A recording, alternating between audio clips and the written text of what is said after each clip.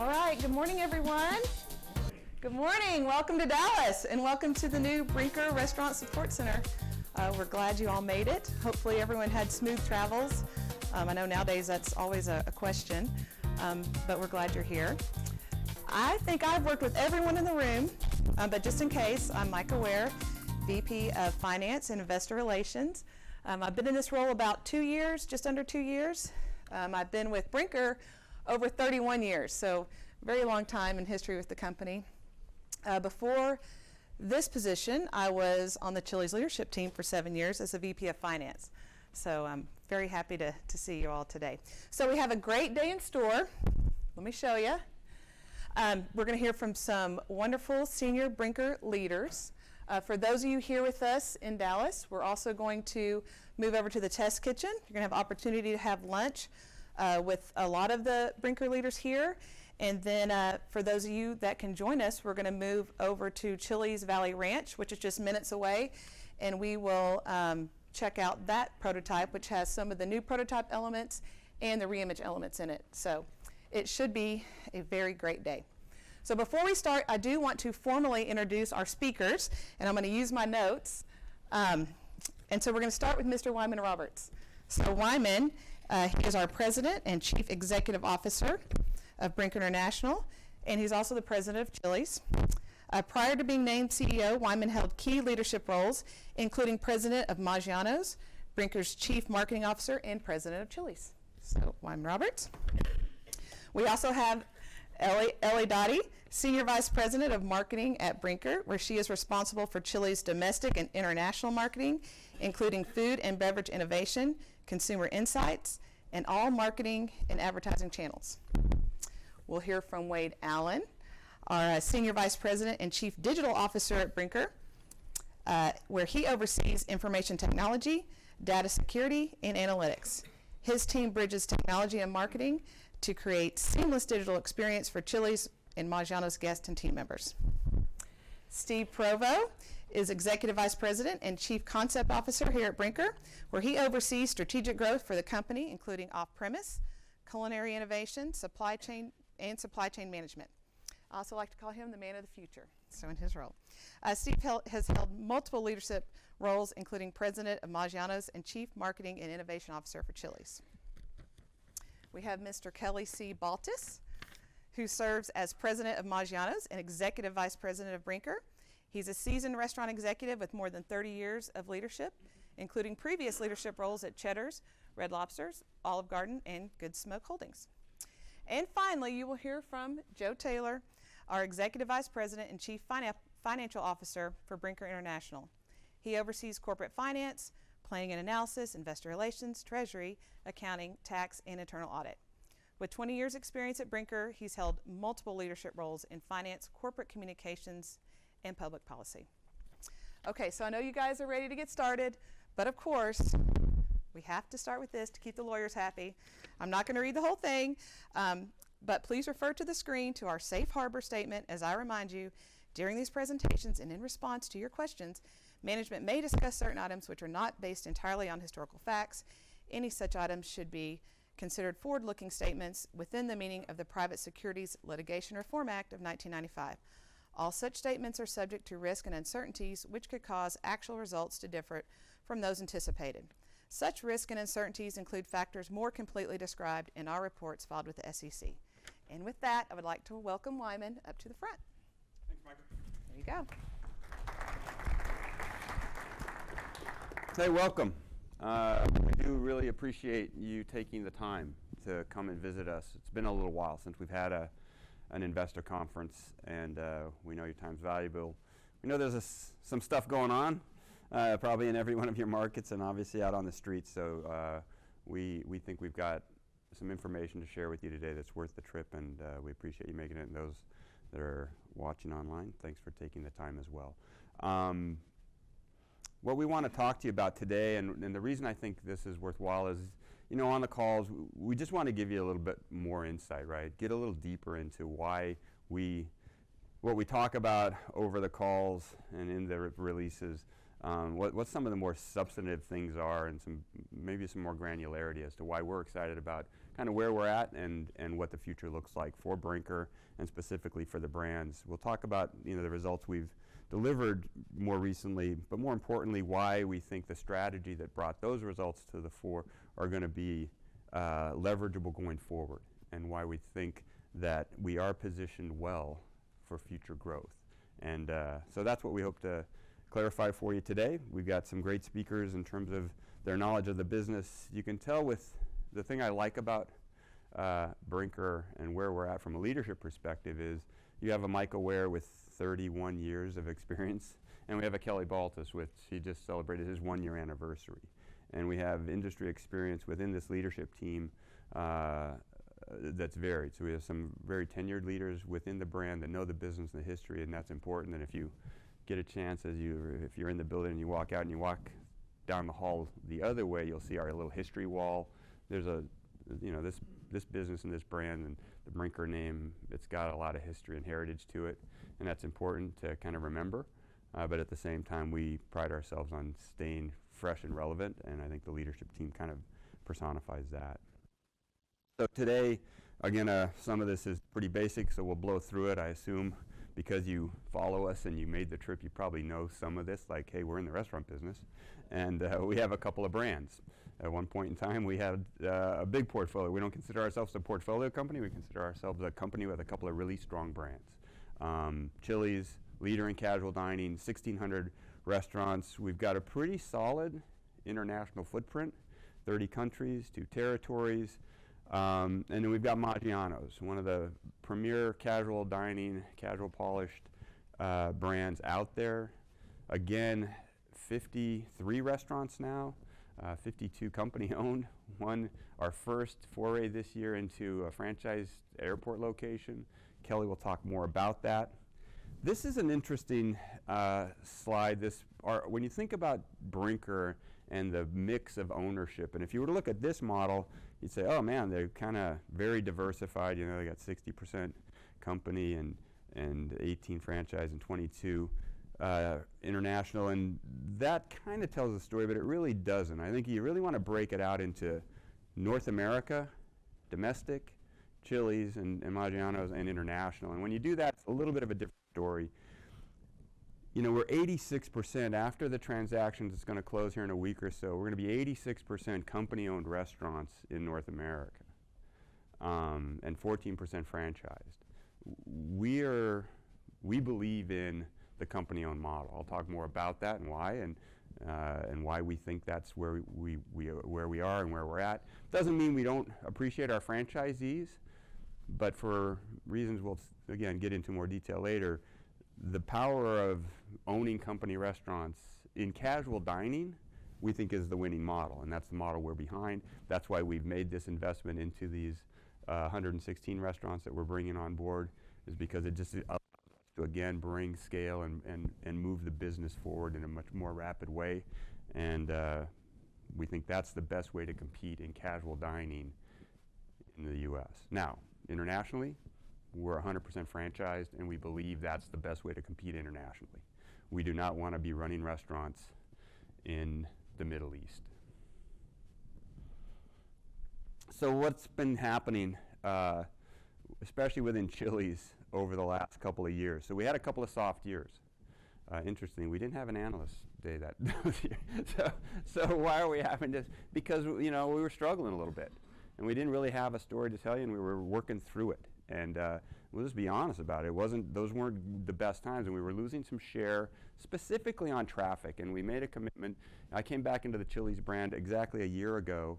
The team had already put some great things in place.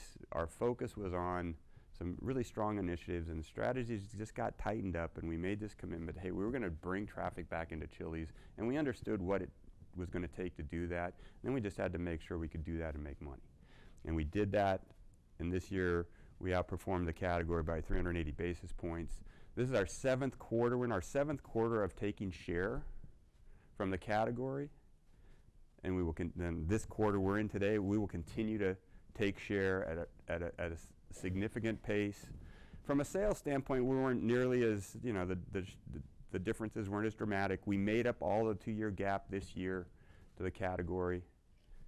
And this is our 6th quarter of positive comp sales, our 5th quarter of share steal in sales, and it's our strongest quarter to date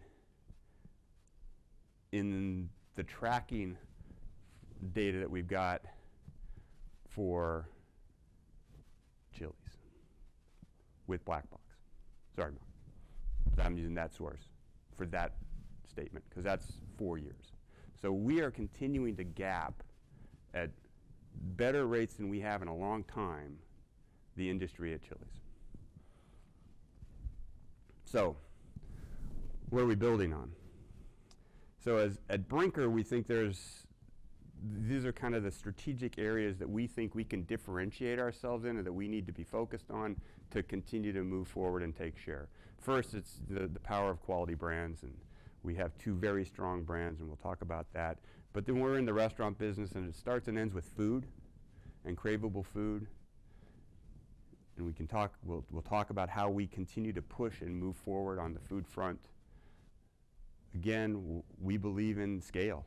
It's a dogfight right now. This is a battle in the domestic market, especially for share, and size matters.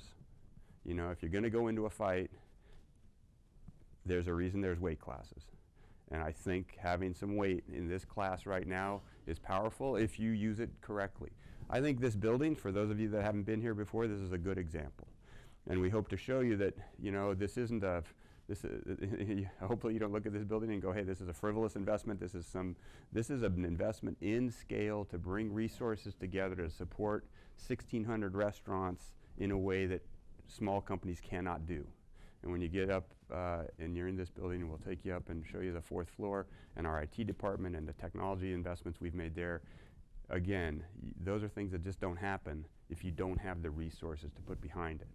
And that kind of moves into, if you're going to play big in technology, you have to have some scale. Those are not cheap areas to move into. And all of you know that. You all know how hard it is and how challenging it is to move into technology fields. And we have talked to you over the years of our stumbles in loyalty programs and using technology and building out databases and then kind of recalibrating. And that's what we had no problem with that, because we decided, early on, over 5 years ago, we decided to build the infrastructure, put the team in place, and start to grab data and own data and build on that and test things out and make some bets that were a little riskier to just see in this area. And so today, though, we are so much smarter, wiser, and bigger about how we use data, both to run restaurants, to be more efficient, to drive marketing and consumer engagement. It just is a powerful tool for us, and we continue to see big opportunities moving forward. And then finally, you know, convenience and off-premise. Again, it kind of links with these other things, but it's not, we don't believe it's a trend. Steve is going to talk to you specifically about our more recent deal and where we see this, but we have taken just the to-go business last year when we talk about the results, and we waited. We were a little bit behind the curve because we wanted to leverage our technology before we pushed to go. Why? Because it made it easier for our operators. And so at the end of the day, owning restaurants made us very much, we're sensitive to what goes on in our restaurants. And so we don't just push the top, not necessarily understanding what's really going on in the restaurants. We're always sensitive to, hey, we can push the top, but if it's blowing up in the restaurant, it's going to have a consequence, either with the guest or with the P&L or with the operator themselves. And you're either going to lose team members, you're going to lose guests, or you're going to run into trouble with your P&L. And so we coordinate all that. So when we pushed to go to double-digit growth this year, it was smooth. And we waited on delivery. We've been testing delivery for 2 years at least with all the major players. So when we turn on 900 restaurants, literally with a flip of a switch, we turned on 900 restaurants overnight, flipped the switch. Everybody was lined up with DoorDash, integrated into our systems, and running the next day because of scale, technology, and our understanding now of that deal and how it works, that we could make money and our operators could deliver. There's not an iPad in any of our restaurants that says DoorDash. That's important. It doesn't blow up our system. So let's just talk a little bit about these brands. So we've been tracking, really since I came here 14 years ago, we started a competitive tracker. And we track most of our major competitors' proprietary research on executional elements as well as brand attributes. So what I'm sharing with you isn't just my opinion of how these brands act. This is what consumers tell us separates these brands and differentiates them. So at Chili's, the beauty of Chili's is it's just comfortable. It's a place people go to hang out with family and friends. And it works across lunch, dinner, meet and greet with your friends after work. It's got a lot of occasional use. It's very convenient, come as you are place. Interestingly, it's very hard to change a brand attribute. Chili's a 45-year-old brand. To get people to think about it differently, these attributes do not change. In the 14 years I've been tracking it, they're kind of glacial, right? That's the good news, bad news about a solid brand. One thing that has absolutely moved and now Chili's leads on is this technology thing. Part of it is because we were the first people to put technology on the table in a major way. And so when we ask about technology and the ability and the connection of the brand with technology, we score at the top of the list. And I think that's important because technology is going to integrate more and more into brands, and brands that are associated with that, like Chili's, have more permission. So we have that permission, and then we have a very strong value platform, both on price and on what you get for the money. And in today's consumer world, especially if you believe what happened yesterday, that maybe some tougher times are coming, you got to have that. You got to have that strong value platform, that foundational strength that people can afford you, and that they're not thinking about, hey, this is an expense that I can make when I'm not pressed. And we couple that with, hey, our bar is considered legit. And that separates us from a lot of these other competitors who are coming in some other categories in the fast casual world especially, as they try and create an opportunity to sell liquor. Well, there's one thing about selling liquor, there's another thing to have an atmosphere that creates a bar feel where people feel comfortable to have a drink, watch some TV, watch a game. So Chili's really strongly positioned and executes well, but also thought of in the way we'd like it to be positioned. Maggiano's, I'll just say it's just a beautiful brand. I mean, and how do you know that? Well, because people are willing to do and have their most important kind of moments in life at this brand. They will have their weddings, their anniversaries, and their birthdays at Maggiano's. It's trusted, it's quality, it's got that credibility around the integrity with which they provide great food and service, and Kelly will walk you through some of the details that make that happen. But authentic, no one scores higher on authenticity across all the brands we track than Maggiano's. And so we'll talk a little bit about scale. So again, we talked about this building and the power of scale as it represents just what we're here looking at today. But the other area that's been unbelievably, and we were a little late, frankly, at Brinker to understand the power of the supply chain. But about 7 years ago, when Doug was CEO, we sat down as a leadership team and said, we are not leveraging our supply chain. And so we brought in new leadership because it always starts there. Charlie's come in with that leadership as well.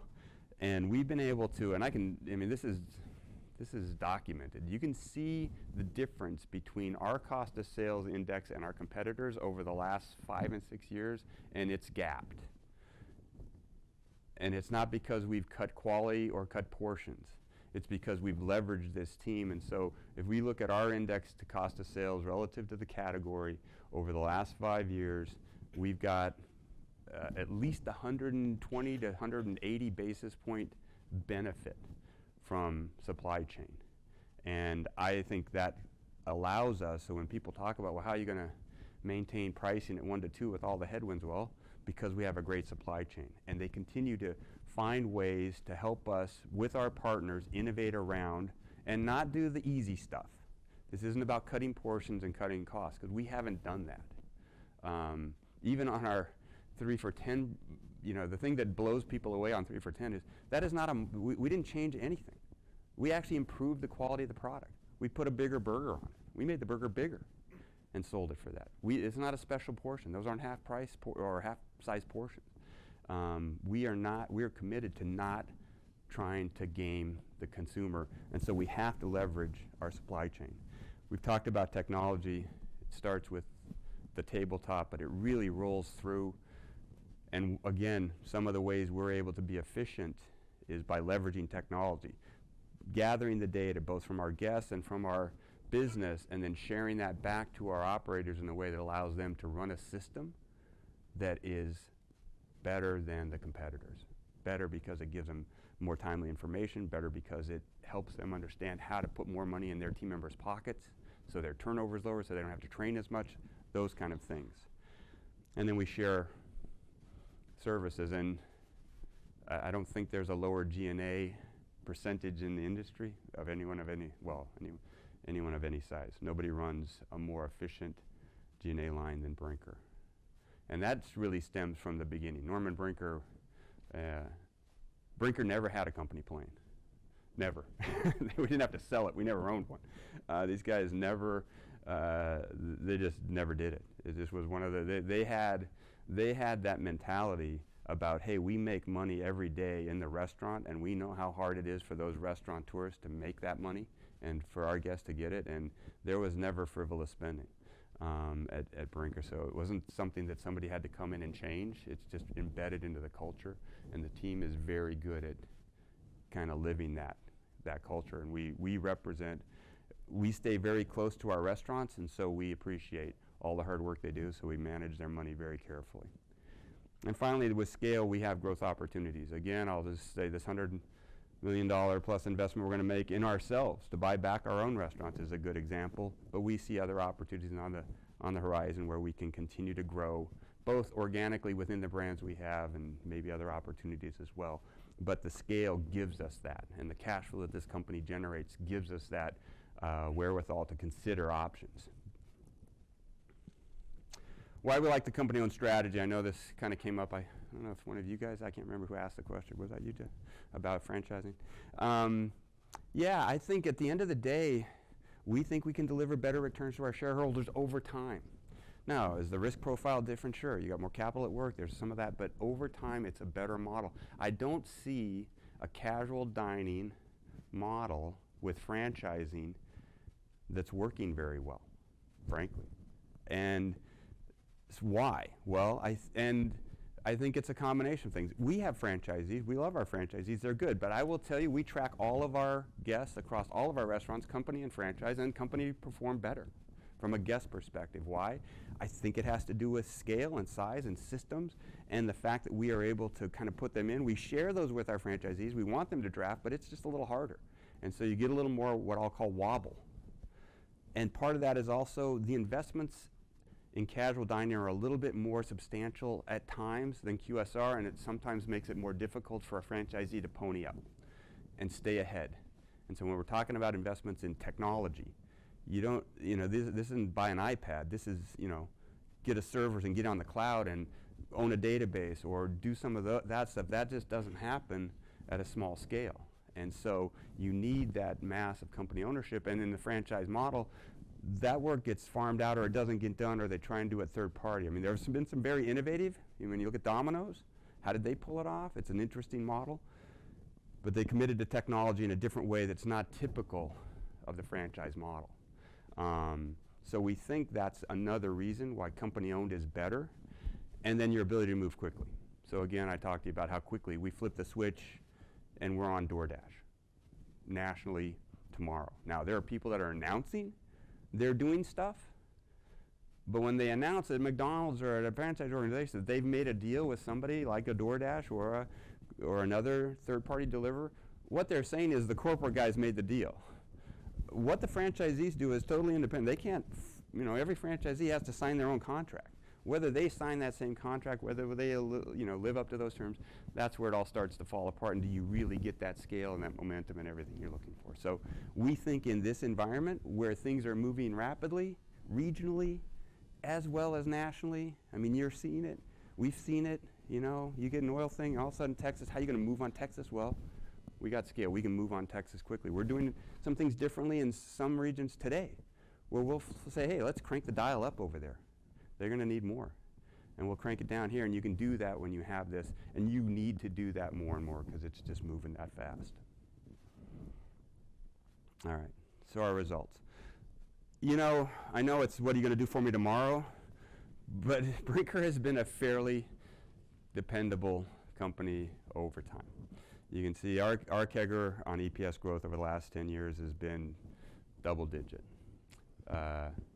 And that, I think, gets lost sometimes in the more recent maybe slippage. And then you kind of say, okay, well, so how can you continue this? And there's a lot of doubts. Well, it's not, we look at it and go, well, it's not like we haven't done this for the most of our lives. So we're confident.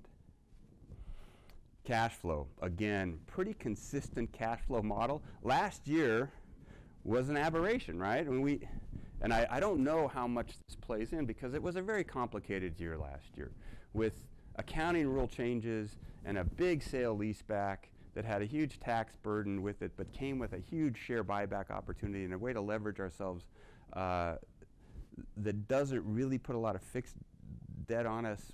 It just I think was complicated, and we understand it, but I don't think it was necessarily easily understood by everybody else. And so if that's part of the challenge, we get back to normalcy, if you will, going forward. You know, our projections now are to get back to that 160, 175 free cash flow. That's kind of the model that we've been running for a long, long time. Last year was absolutely an abnormality, and we're back at it. And with that free cash flow, we got a lot of opportunity. And we've been consistently giving money back to our shareholders and capital back to our shareholders. So we've paid over close to $350 million in dividends in the last 5 years. We've given back over $1.3 billion in capital through share repurchase over the last 5 years. We are absolutely more focused on finding organic growth opportunities as well, but we are committed to giving back capital when we don't have it. And if we don't have a big opportunity to do that with all that free cash flow, we will continue to return cash to the shareholders. So we talk about double-digit returns. What's the model look like? How hard is it going to be to really do this? We've got a lot of challenges ahead of us, all of those things. It's not, to us, it's not a crazy model. You know, we need about 1.5% to 2% comp sales growth. Depending on the day and the year and the week and the month, and Malcolm, you know that. Some days that may look really daunting, and some days you kind of go, hey, listen, if you can get your price increase and just maintain some traffic and you can start to take share, that works. And with that, we generate that 160 to 180 free cash flow. And with that CAGR that I showed you at 13%, that doesn't even include dividend yield, which, by the way, today is like some crazy 4% number. So the return, the total shareholder return jumps to 13 to 18%. Benchmark it. You're not going to find very many companies in our category that have returned, that have those kind of shareholder return numbers associated with them. And that's all we have to do to give you that. Maintain our dividend, continue to grow at that double-digit EPS growth, and that can do it, and we are confident that we can do that in this business. So, just a summary on Brinker. Brands are performing well. We're back on an EPS growth trajectory that we like, double-digit this year. I think this year was, Joe, was 12%. Strong free cash flow story back in play, solid returns to our shareholders, and we've got a strategy. This isn't, we're just not going day to day here. Okay, so I'm going to change hats on you now. So a year ago, I left just being the CEO of Brinker, and I came back to be the president of Chili's. And so I'm going to talk a little bit about Chili's, and I'm going to have the rest of the team kind of fill in a lot of the details, but I'll just give you a little bit of the story about Chili's. So the business today, and I'll hit one of the key pillars that we're working on, and then Ellie and Wade and Steve will pick it up. So first, one of the things I just want to share with you, I think people think because Chili's is a 45-year-old brand that there's just a bunch of guys like me sitting in there kind of hanging out, and it's not. I mean, we are not a baby boomer brand. We are absolutely the 74% of our guests are younger than 55. And you can see the very young demographic, below 34 makes up, close to 50% of the traffic in Chili's. Chili's resonates with today's consumers at all kind of demographic points. And if I were to put some income demographics on here, it'd look very appealing as well. Good breadth of household income representation. It's not just lower income or middle income. We've got good representation up and down the scale. And people use us for different occasions depending on where they're at in their life cycle and where they're at in their income. So if you're upper income, we could be the place you go for the drive-through, and we're your fast food place a little more because it's better quality food and a better experience. And if you're middle income family, we're the place you come to have that special dinner. And some places on Valentine's Day, we're packed. I mean, Chili's is wall to wall because we're a special occasion place for so many Americans that, they just don't get to eat out that often. They can't afford it, and this is their special night. So it works across all the demographics. When you think about how we make money, primarily we've been a dine-in business. Now, we've had a nice to-go business, about 10%, and we've grown that again up to 12%. But you can see delivery, we chose not to play in delivery, less than 1%. And it's not like we don't understand delivery. 12 years ago, 14 years ago, I came to Maggiano's, I said, man, you know what would be really powerful? Delivery. So I bought a bunch of delivery trucks and we started a delivery business, and we've been delivering out of Maggiano's for 12 years. We started from scratch. We were doing that way before this whole thing started because we saw the power in that business model to perform and build a business on delivery that made sense. We just didn't have we couldn't see that clarity with delivery in this business. So we spent the last 2 years trying to figure out, okay, can you get there? And we have. And that's why we're now, and look at, so now you're talking about 1%. There's very little cannibalization, so we're not worried about there's just upside to our delivery business at Chili's, and it's big upside. This is all I'm going to talk about globally just because it is part of the Chili's portfolio. It's a nice piece of business, and we've been in it for years. We have very strong footholds in Mexico. We've been in Mexico for over 20 years. Got a great partner in Alsea and CMR and CMR. I always want to call them the other thing. And they've been growing well. We've got a really strong foothold in the Middle East, been there for 20 years. And now we've been expanding, and you can see, at 20 to 30 restaurants a year in casual dining, there's nobody opening those kind of numbers in casual dining across the globe. We are starting to put a little more focus on some of our fringe partners, I'll say. So this year there's been a little bit of contraction in some of our global restaurants as we kind of called and said, hey, listen, where's the brand doing well? Where are we struggling with some partnerships? And maybe rather than continue to it's support partners that are kind of obscure or out there or not doing kind of necessarily the business that they need to or we need to, let's just kind of simplify the world and get bigger partners doing bigger things. So that's a little bit of what's happened this year. But going forward, we're very excited about continuing to grow at that 20 to 30 range. And we are excited about some of the new markets we've entered, specifically China. So this is our first Chili's in China with our partner there. It's in Shanghai. It's on the Bund. It's doing very well. We're very excited about the opportunity to expose Chili's to, 1 billion or so other guests potentially in the world. And so Asia is really kind of the area that we're looking at for new growth, although we've still got plenty of potential development opportunities in South America, Mexico, Central America, and even in the Middle East still. So it's an all franchise business. So obviously the business model plays a little differently internationally for us, but works really well. So now we'll get back to Chili's. So this is what's been going on with Chili's, and we talked about this earlier. This whole change in traffic trend and moving from a negative position to a positive traffic position this year, a 380-point gap, 15 out of 16 months, continuing in this month and this quarter, continuing to take share.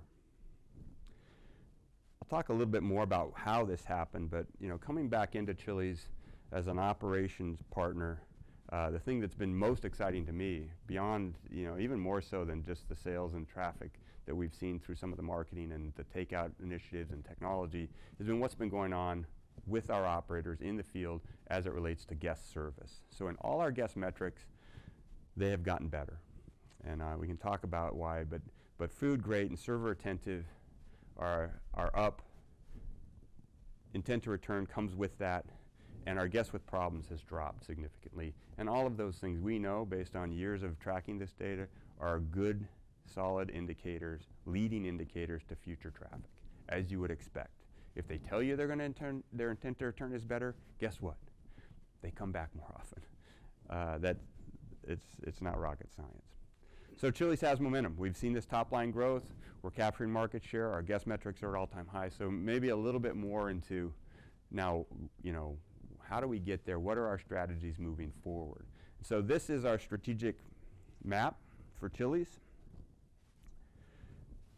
The pillars are going to get touched on today. I'm going to cover the first one, best-in-class operations, and talk to you a little bit in a little more detail about how we delivered some of those results, and give you maybe some color that we aren't able to give in a typical call.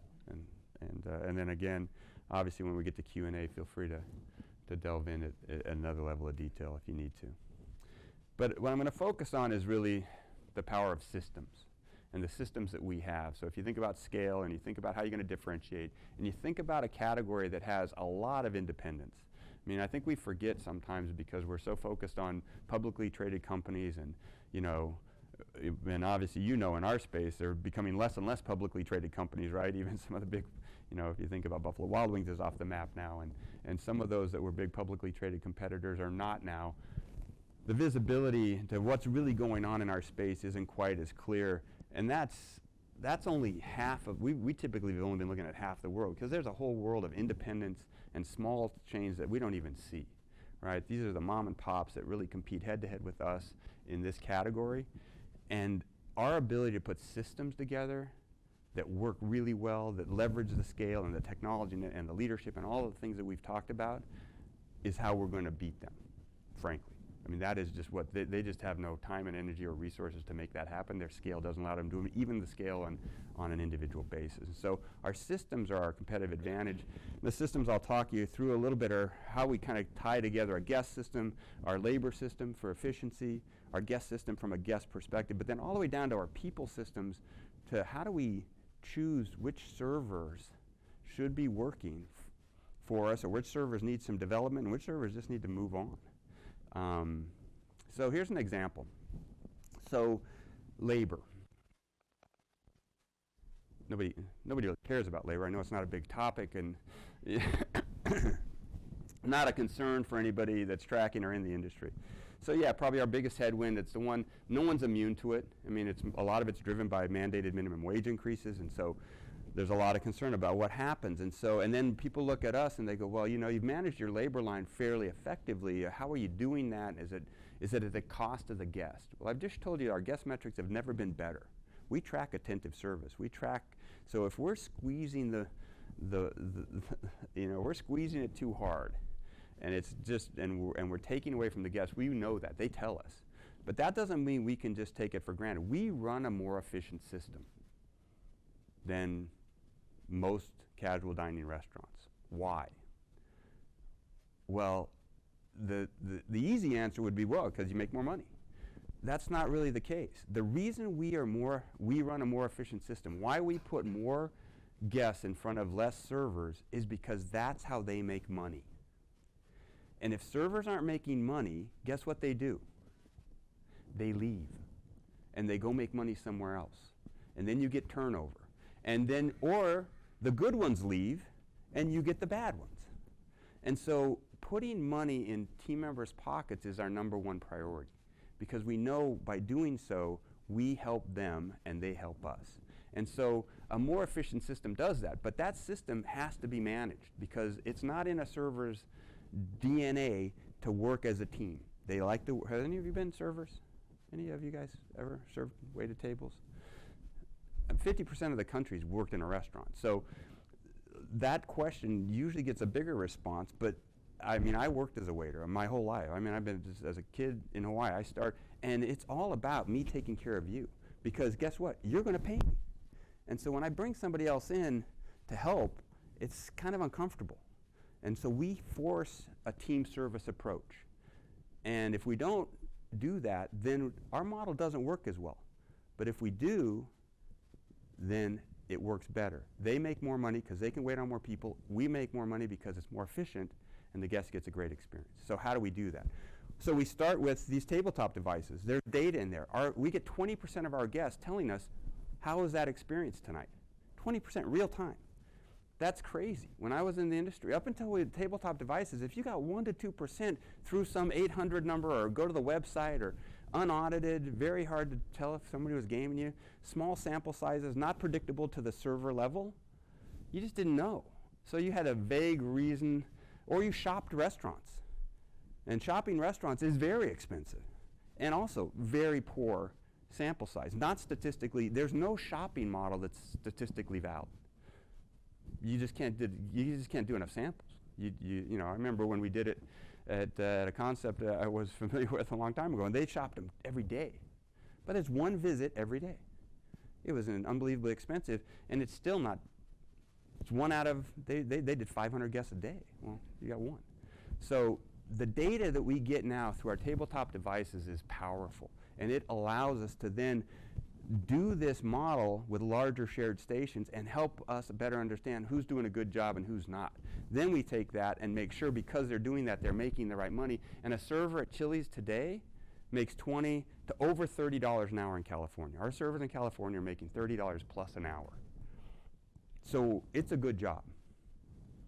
Then we take that data, we keep using it, and we just keep this circle going. Here's an example of a report that we get every day in every restaurant. It would have every server on it. It has what our objectives are as a company, and then it has how are they doing. So if you look here, James, sorry for those of you on video, you're not going to see my great pointer execution here. But so James is doing an 87 on a server attentive, which is great. Our average is 73, so that puts him pretty much in the top, probably quartile of the company. Of all, we have this for all 30,000 servers. His GWAP at 4.1 is good. Not great. I mean, this Ashley's got a 2.6. That's fantastic. You can see hourly earnings. He's making about $24 an hour. Now, are we paying him $24 an hour? Hell no, we can't afford $24 an hour. But with his tips and what we pay, he's making $24 an hour. And we got rid of this. When you walked into a restaurant at Chili's years ago and you asked a server, what are you making? They would tell you whatever the minimum wage was. And I said, well, that's crazy. That's not what you're making. You're making tips as well. So we started tracking that, and every server in every restaurant knows what they're really making. So they know how good a job this is. I remember years ago when we first started doing this, a server came and she told me, she goes, you know, I worked at a dental clinic, and I was quitting to go back full-time there because I just didn't think I could have, you know, they offered me $12 an hour. And then she realized that she was making a lot more than $12 an hour at Chili's, and she goes, yeah, now I'm back here, and I just didn't realize. And then we changed it, and so when we talk about are we stretching labor, how many guests an hour do our team members serve? I've asked that question to hundreds of team members. How many guests an hour do you think you can serve? I've never had one team member tell me less than double digits. 10, 12, some people 20. On average, our team members serve 6 guests an hour, or our 7 guests an hour is our goal. 7 guests an hour. Now you go, that's crazy. That's not very many. But you got to think about how the business runs, right? There's inefficient time when you start up, then you fill your station, then you get busy, and then it tails off. But we're not running 30 people through a server. And with 7 guests an hour, they can make $20 to $30 an hour. And then we care about how much they pay at the table. Why is pay at the table important? Because it takes about 5 minutes to run a check if you do it manually. If they pay at the table, it takes 0 minutes to run a check. If you've got 3 or 4 tables, that could be 20, 15, 20 minutes, an hour, where you're doing a process that really doesn't add a whole lot of value to the guests. As a matter of fact, it tends to be a pain point for guests who want to go and they can't find their server. So we want them to understand the technology that we put on the table is there for a reason. It's to make you more efficient so you can have more tables, so you can provide better service to those tables and make more money. And that's how this all works.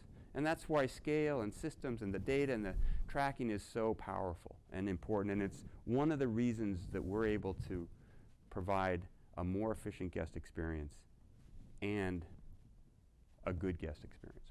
So how this labor model works as well, so then we take all that information, we say, okay, how many guests an hour do I need?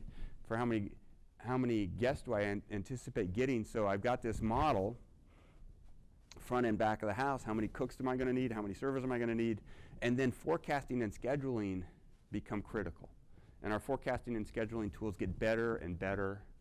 And so they're better able to predict how many team members they need.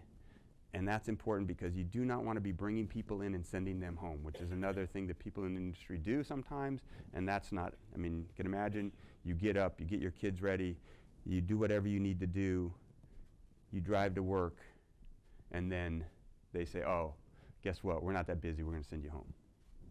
That doesn't work either. They got to make money. They have bills. They have commitments. We make sure they make money. We schedule them. They run the shift. We get the reporting. We look back. This year has been an interesting year. We had a big traffic build, right? 2-3. People are kind of wondering, well, are you squeezing labor? Is that how you're getting this? You know, you squeezing it too much with the traffic and the better labor numbers. Our hours are up consistent with our traffic. It's a variable model to a large degree. Traffic goes up, we're able to flex both ways. There's a little bit of efficiency with scale. We talk about that flow through, a lot of it in the fixed cost, a little bit in labor, but we move the model up and down and put the bodies when the traffic is there.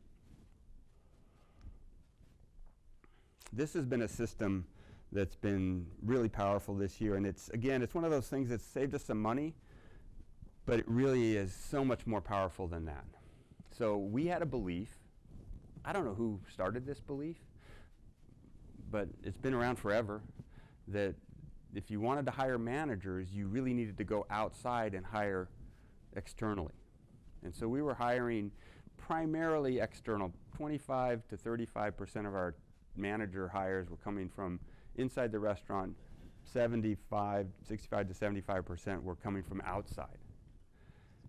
And again, we got some new leadership. We started to look harder at this, and the data didn't make sense. I mean, we have better results, better turnover, better guest metrics, financial metrics with that cohort that came from internal. So we're like, well, why are we going outside? Why don't we think about a career path that starts really from the minute you walk in as a teenager, as a hostess, and then you could become a runner, and then you could go to the back of the house and cook if you wanted, or you could be a server, and then a CSL, and then a manager, and then a GM, and you could be making $100,000 a year on a career path that didn't necessarily put you in debt up to your eyes with a college degree that you didn't necessarily need. If you want to go to college, fine, but you don't have to. We've promoted from the CSL program. We just had our national manager meeting last week. Rick, how many CSLs do we have? GMs? Right now, about 7 in 2 years. So we have 7 CSLs that started as team members who are now running restaurants as GMs. That career path and progression is powerful.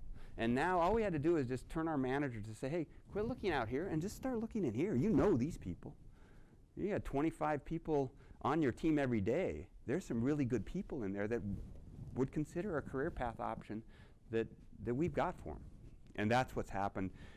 There's a lot of, there's so many benefits to it, but this idea about giving people that we know and that know our culture and know our standards already, it just makes all the sense in the world. So we're moving that way. We're about 80% there. We'll get to, we're getting to that top of where we'll have CSLs in pretty much every restaurant, and that's just our model. And how does it kind of play out? So all of this training, and our training system now is 100% digital. So again, back to systems and scale. I don't have my phones over there, but when I walk into a restaurant now, I don't know. I don't know the recipes on everything, but I can pull up our training documents and I can go right to the recipe. So if I'm in the back of the house, I don't have to have that memorized. I can sit there with a cook and say, hey, I thought, didn't we change that pico recipe? Malcolm, am I late? So it's again, I think it's best in industry. You've got all of our training, front and back of the house is on there, our management training systems. We're doing online recruiting. We've changed, we've upgraded our kitchen system, so how we order, automate it, and allow them to schedule prep is getting better and more consistent. It allows us to run better actual versus theoretical, so that flows through. And it shows up in our key metrics. So our lagging indicator is turnover. And we've seen this go up. So 104, we're not happy with 104. Yeah, it's significantly better than the industry. It's gone up a little this year, as everyone's had, 4%.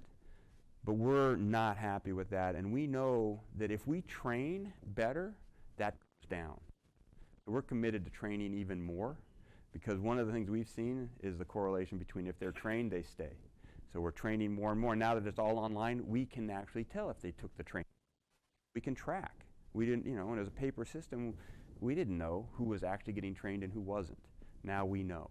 We also know that engagement scores, and we measure every member of the team, from me to everyone in the restaurants, takes an engagement survey at least once a year. And our scores are industry leading. 74% again this year, consistent with where we've been. So we know we have opportunities because they give us great feedback, but we also know that the team's engaged and they understand where we're going. Okay, so now you've heard about operations.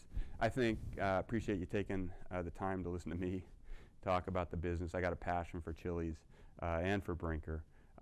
Ellie's going to come up now and just going to give you some insights into our value proposition and our bold food you crave strategy. Ellie. Thank you, Wyman. Okay, thanks. Great. All right, hi everybody. I'm Ellie. I lead marketing for Chili's. I've been around for about 2 years and have been in this role for about 8 months. So super excited about what we have in store for F20, and I know all of you are too. So I'm going to talk about our value proposition. And I think everybody's familiar with a value proposition means a lot more than a price point, right? It means what you get for what you pay. And that actually I'm going to break into 4 points. The first one being making an impression versus buying one. So in fact, how we do our marketing is part of strengthening our value proposition, and we've made some significant changes there. 2 is focusing on families. So at Chili's, we serve lots and lots of people.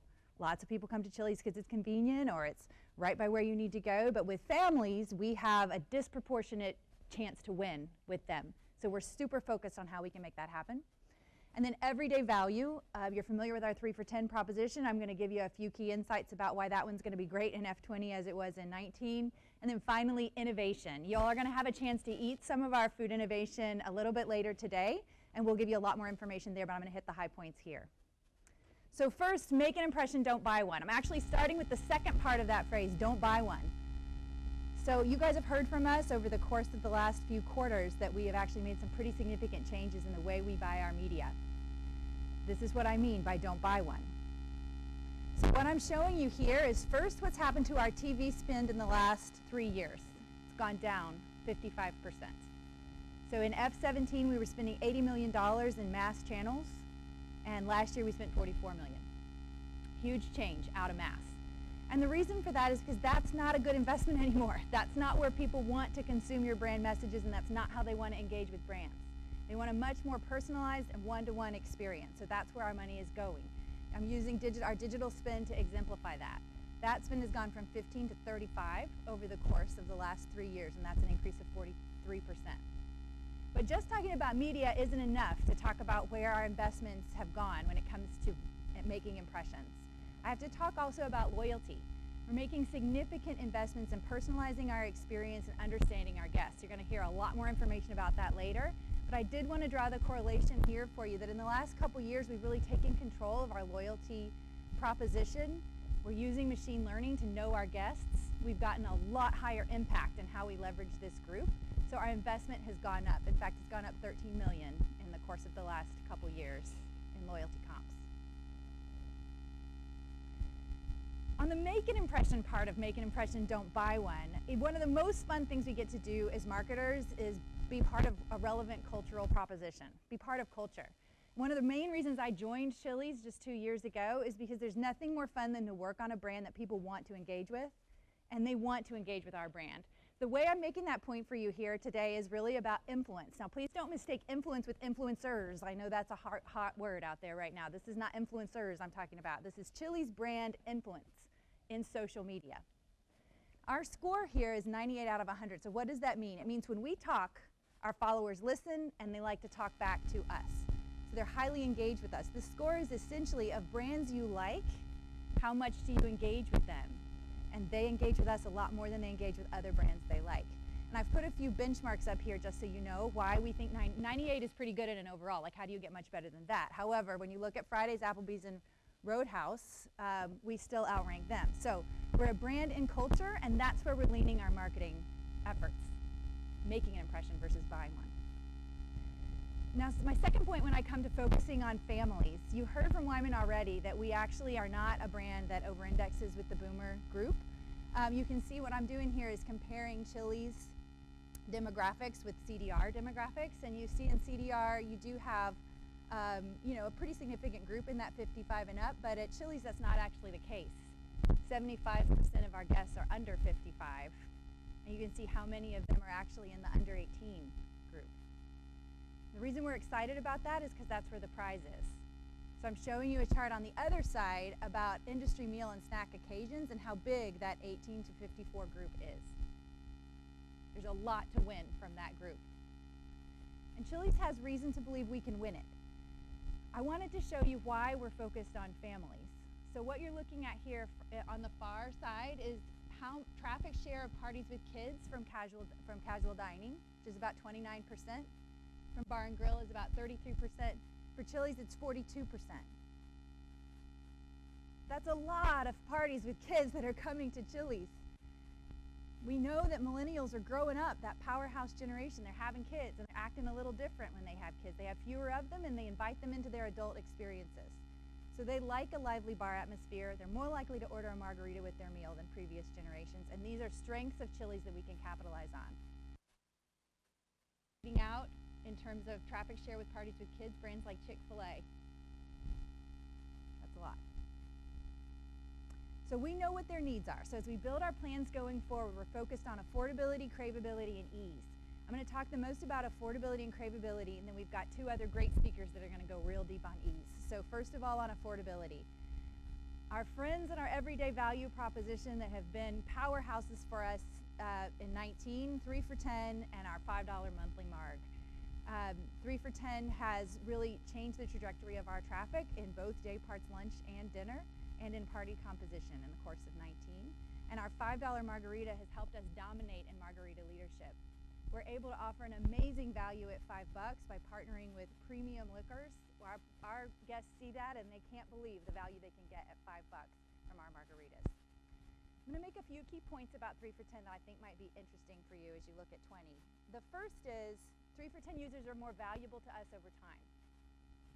So as we look at about 6 months worth of their usage, in this middle box here I've got their party check. And you can see it's a little bit lower, yes, but only by about $1. And that's because they're usually bigger parties eating 3 for $10. And when you look over here at visit frequency, we get nearly double the frequency from these guests. So that means they're worth a lot more to us over time. In fact, over this time frame, they're worth $102.64 versus a non-user at $61.53. So since this visit frequency is so important to us, we want to make sure we're creating great experiences for them. And in fact, we are. As we look out across all our guest experience metrics, if you've bought 3 for $10, you have a better experience with Chili's than if you didn't. That's great news for frequency. What I've got here is their overall experience is better. Their intent to return, their server attentiveness, service speed, food great, and good value. All the things that matter to getting another visit out of our guests are better when they buy 3 for $10. So we know in the last few months our competitors have come hard after us, and they have launched some efforts to compete with 3 for $10. So we've been keeping track of that, watching it, and ensuring that we're always on the cutting. We're still dominant in this position, and in fact we are. So we track with every time we promote 3 for $10 how our guests perceive that value. And we know even in the last wave, with all of these competitors playing in this space, that 72% of our guests are saying Chili's offer is still the best seen recently and better than most. So they get it about this deal. It's full size, top quality, amazing deal. And even though we've been on it for a year, we know 45% of Chili's users still don't even know we've got it. So as we look into year 2, we're really going hard after that incremental traffic. It's the next big prize for us. And so there's 4 things that we're doing to get that. First is focused reach media. So you heard me talk some about how we're changing our media mix. We're actually adding in some new media, including, it may not seem like new media, but our radio is a big reach media for these families especially. Positioning for families. So I've got a screenshot here of the ad that's been on this summer at $10 a head, Trevor can stay. So we're really trying to find those benefits of 3 for $10 that are unique for families. So in this one, for example, that your kid's friend who's always around, no worries, he can stay because it's only $10 a head. And then we're also testing out a big kid 3 for $10. So we know our kids meal is great for families with kids that are under 10, but once they get to 10, they really want to go main menu. But they're not quite, mom's not really ready to pay $16 for their 10-year-old, so 3 for $10 is a great segue there, stops that fight. So the reason we're doing this is many of our guests figured it out on their own, and they switched from the kids meal to the 3 for $10 for their bigger kids, so we're just helping them out with their huge element of incrementality there. Off-premise occasions, it's a huge win for pleasing a group at home, and so we've got lots of growth there. And innovation, I'm going to flip to the next slide to talk about innovation. We're really approaching innovation in a connected way. So every one of the innovations we're coming out with actually has a 3 for $10 component with it. And none of those 3 for $10 components raise our cost of sales on our 3 for $10 line item. So we've innovated around them so that they're still full quality and full size, but without taking the cost of sale line up. So first of all, we're launching on our menu a brand new chicken sandwich called a Chicky Chicky Blue sandwich. You guys are going to get a chance to eat that at lunch today. It's hand-breaded, hand-pounded chicken. Then we've got a new steak in town. We're really excited about this carne asada product. You're also going to get a chance to try that, and that is offered on 3 for $10. It's in test now, and it's selling very well.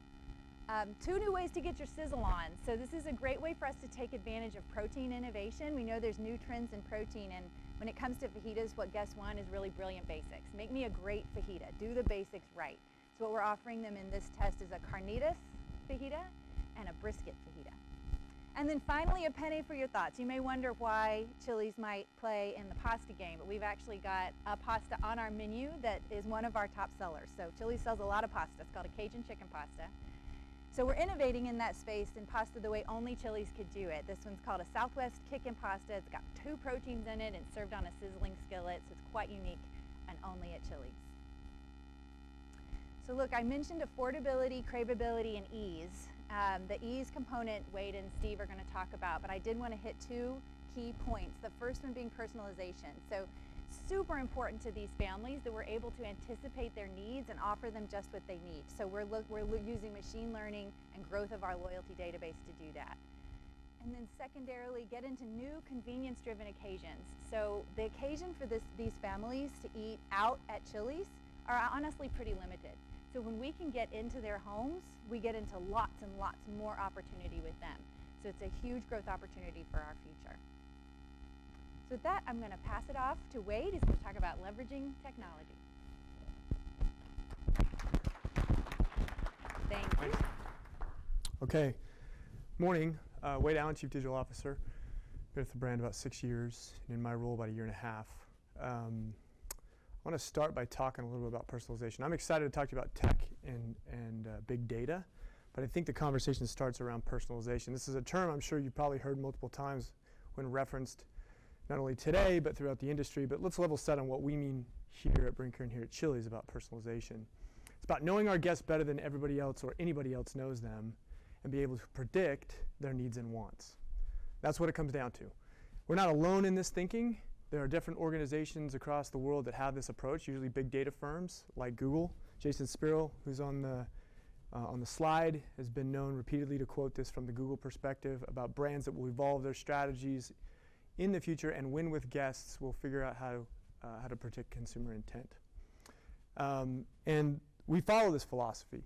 Now, what does that look like in a framework? So for the past 5+ years, we've been working the same framework, and it's pretty simple, and you see it up there on the slide. And it's really a multi-layered approach. It's pretty simple, but I'm going to walk you through it. And it's taken from the perspective of the guest. Those words are deliberate on the slide. Know me, show me you know me, and show me I'm valued. The outside layer about know me is all about data. Transactional data, profile data, demographic data, anything that we can know more about our guests to know who they are. The second layer is really about show me you know me. This is a communications strategy or communications approach. It's about the content, it's about the cadence, it's about the channel that the guest prefers to be communicated in. And then that inner circle there that you see that's kind of surrounding that kind of clear view around the guest is about show me I'm valued. Ellie talked about this a little bit, but value is different to different people. Sometimes that's an incentive and an offer because it's about a value as price is related and value as a transaction. And sometimes that's shared values like family and kids and St. Jude. And so when you put those all together and you focus those lenses across all of our guests, you start to get a very different picture in a personalized way in which to communicate and interact with our audience. And so let me show you what this looks like from kind of a practical standpoint, right? It starts with the data. Now we could get the data in a couple of different ways, but we found that the best way to gather that data is to let the guests self-identify themselves. This happens in two ways. It happens in online through web and app, and it also happens in our restaurants in that digital physical mashup with that tablet, where you can identify yourself through a loyalty ID, and all that transactional data can be stored and tracked. When you add that to really sophisticated machine learning and artificial intelligence models that are focused on delivering value, right, whatever that value is to the guest, to drive sales and profitability, and then you run that through a very orchestrated, detailed communication model that's really focused on delivering the right message at the right time to the right person. And what you end up with, and what the result for us has been, is a 6+ million member database, loyalty program, that is highly active, highly engaged. They're opening, they're clicking, they're transacting, they're redeeming, and it becomes a very powerful asset. An asset that is at scale to many of the mass vehicles that we've used before. So it ultimately drives better business results. It gives us a flexible customer retention marketing lever to use to drive very incremental sales, a strong ROI. In fact, so much so, Ellie talked about this, we've been able to shift some of our marketing dollars away from mass and put them into the digital and personalization space. It also doesn't erode the database like you would if you were just throttling communications about the latest generic offer, right? You maintain that integrity of that database because it's a relevant, contextual conversation you're having with the guest. Now, this isn't easy to do, and many across the space, different businesses will just throttle more communication and text.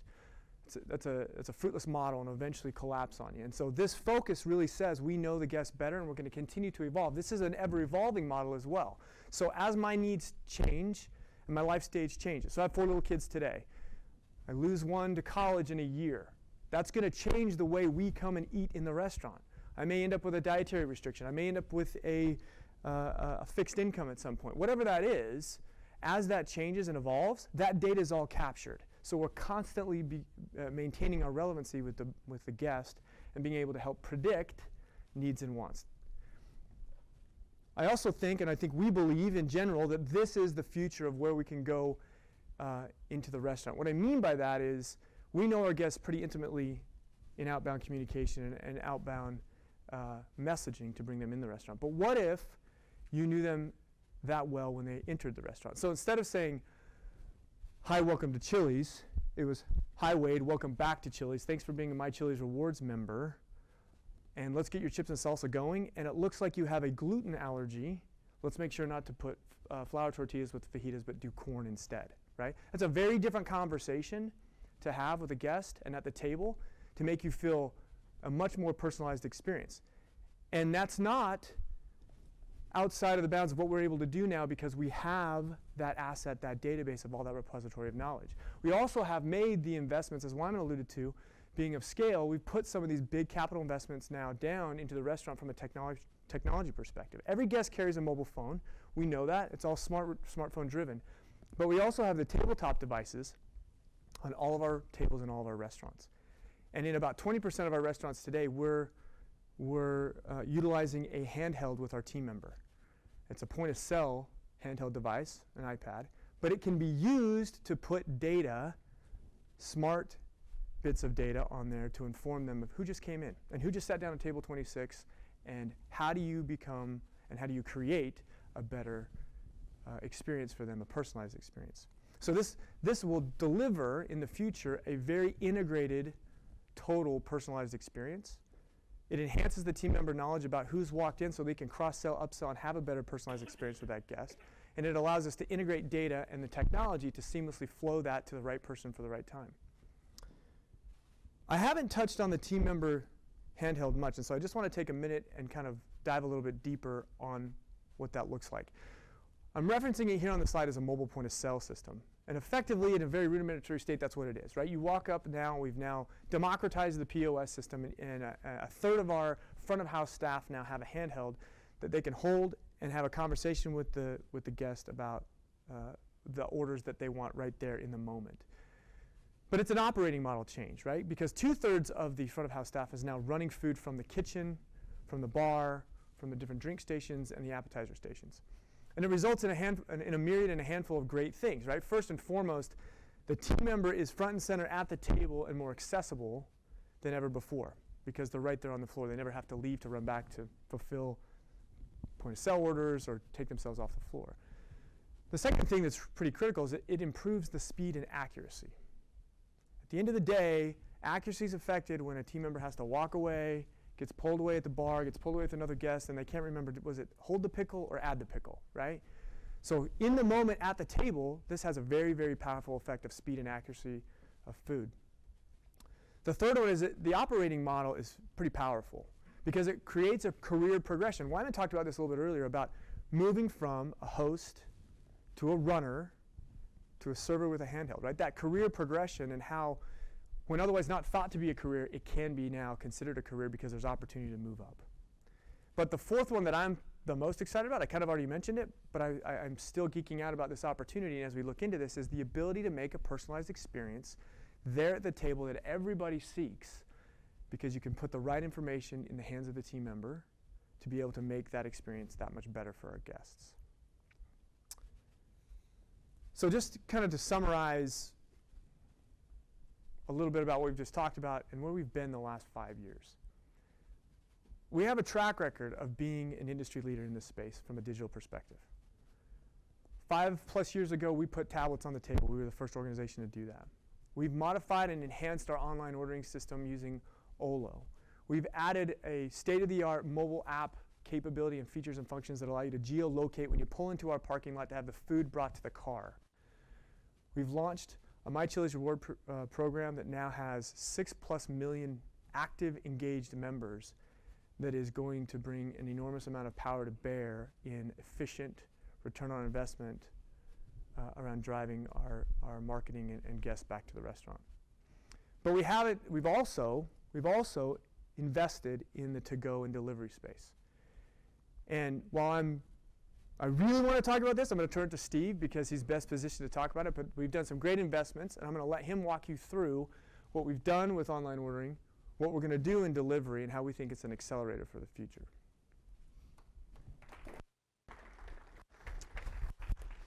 Thanks, Wade.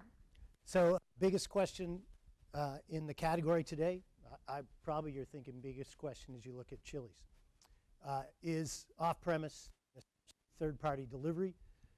A springboard that's going to give us the momentum to roll over that 3% traffic lift last year at a time when the yield curve is inverting. You can tell me on a break what the yield curve inverting actually means, and recession warnings are flashing in red. Or is it a trap? Are you going to end up substituting higher margin sales for lower margin sales and tightening the pressure on margins that are a big challenge in this category? I got 20 minutes to convince you of the former, not the latter. Then Wyman's going to wrap up, and you can go take a well-deserved 10-minute break to think about it. Here's what I'm going to argue. We are capitalizing on a high-growth segment. It is not going away. We have leveraged the scale we have, the investments Wade just talked about, that we can win economically and win technologically to deliver a distinctive guest experience. We've got more upside than others because we already start with an off-premise business that's in the top tier of preference in the casual dining category, and we're just getting into delivery. And we've got a lot of momentum. To Go is the second biggest driver of our 3% traffic lift last year and for the last 24 months in our turnaround, and we really haven't even gotten started. Okay, now, the first question I have to answer for you is this thing real? We all know it's being subsidized. There's a great Medium post last month. The millennial said, hey, go out and order lunch today because global capitalists are financing your sandwich and subsidizing it big time. So the true economic costs haven't been felt by the guests yet. So it's fair to ask, is this the Ice Bucket Challenge, the Beanie Babies, the Pokemon Go of 2019? We don't think so. You know that last year, Crest and Technomic both did massive omnibus studies, 2,000 plus guests, to ask their attitude about this accelerating syndrome of, I just want to get my burger, stay on my couch, and watch Netflix, and the only thing I want to do is pick it up at the door. And you guys have read all those studies. Many of you have paid for your own, so I'm not going to drain this slide. I'm just going to point out one study, one fact from the Technomic study. 30% of the millennials who were asked reported ordering delivery one time a week. I didn't say one time a year or one time a month. I said one time a week. Now, our belief is this trend is going to continue and accelerate. Habits are being formed among an entire generation of consumers.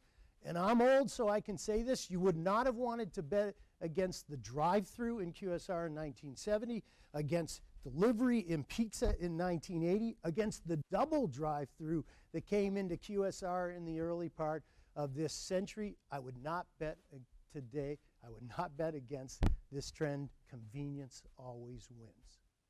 Okay? So we believe it's a trend. Now, some of you are going to say, okay, I'm with you on that. How is this trend good for Chili's and casual dining? We will soon own in a couple weeks 1,050 restaurants. We franchise another 200 that were built for the pre-digital age. They are 5,000 square feet. They have 220 seats.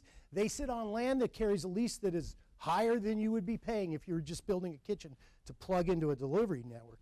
And they've got a kitchen that produces food very quickly to get it to table 45, not your home at 45 Liberty Street. And by the way, just because Wade tells you we have all personal information, all of you, I don't know anyone lives at 45 Liberty Street. That's actually my home address when I was growing up, so I used that on the. But you could very much argue, how do you conquer those challenges? Well, I'll tell you, Go performance, those challenges are all conquerable. But they're dwarfed by the opportunity to dramatically change and quintuple the size of our total addressable market. Now, I grew up in QSR 17 years. When I got here 10 years ago, what blew me away was how small the number of occasions we are fighting for. Crest said last year that the average American family has 17 times a year they feel like going out, sitting around a table, maybe having a margarita, and reconnecting with family and friends. That's the core of our business, and it will always be. But it's declining, it's small, and it's why there's been so much pressure on this category for so long. We suddenly wake up in this digital age, though, and there's this much, much larger playing field that we're now equal on. There's 185 total food away from home occasions last year. To be fair, 18% of those are breakfast. We don't play in breakfast right now. But 145 to 50 so we're talking a pool of 145 to 50. More than 50% of those occasions are the simple, I don't feel like cooking tonight occasion. It just happens. It's unplanned. It's impulsive. And we have never played in that occasion.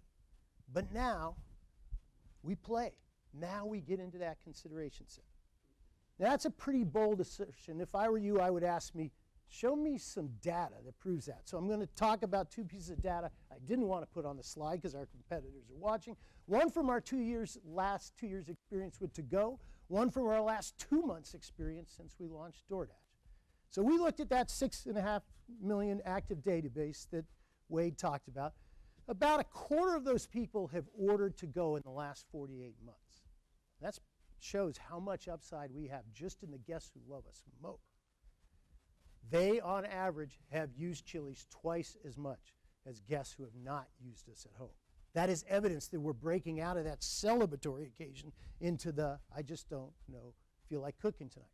Since we last launched DoorDash, the first week in May, guess what our second biggest growing day of the week is? The worst day of casual dining, Monday evenings. If you don't really want to work as a server, schedule yourself for a Monday evening shift. You're not going to get pressed at all.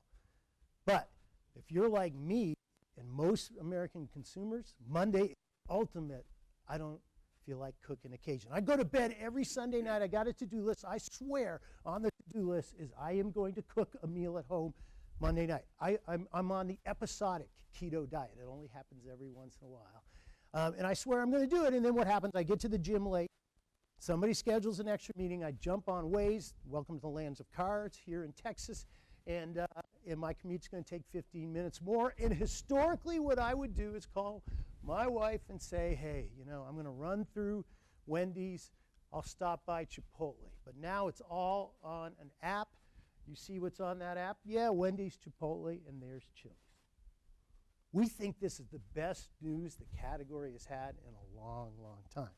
Now, that's fine. If I were you, I would say, okay, well, show me that you can actually win in this category because it's not the same as, say, serving food to table 45. And here's what I'll show you.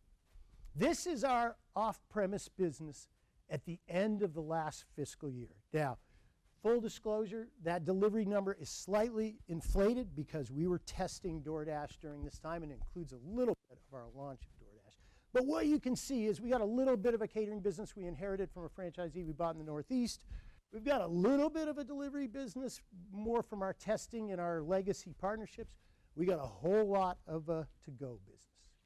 We were at 13% of sales. Wyman showed you. That's in the top tier of casual dining off-premise businesses today.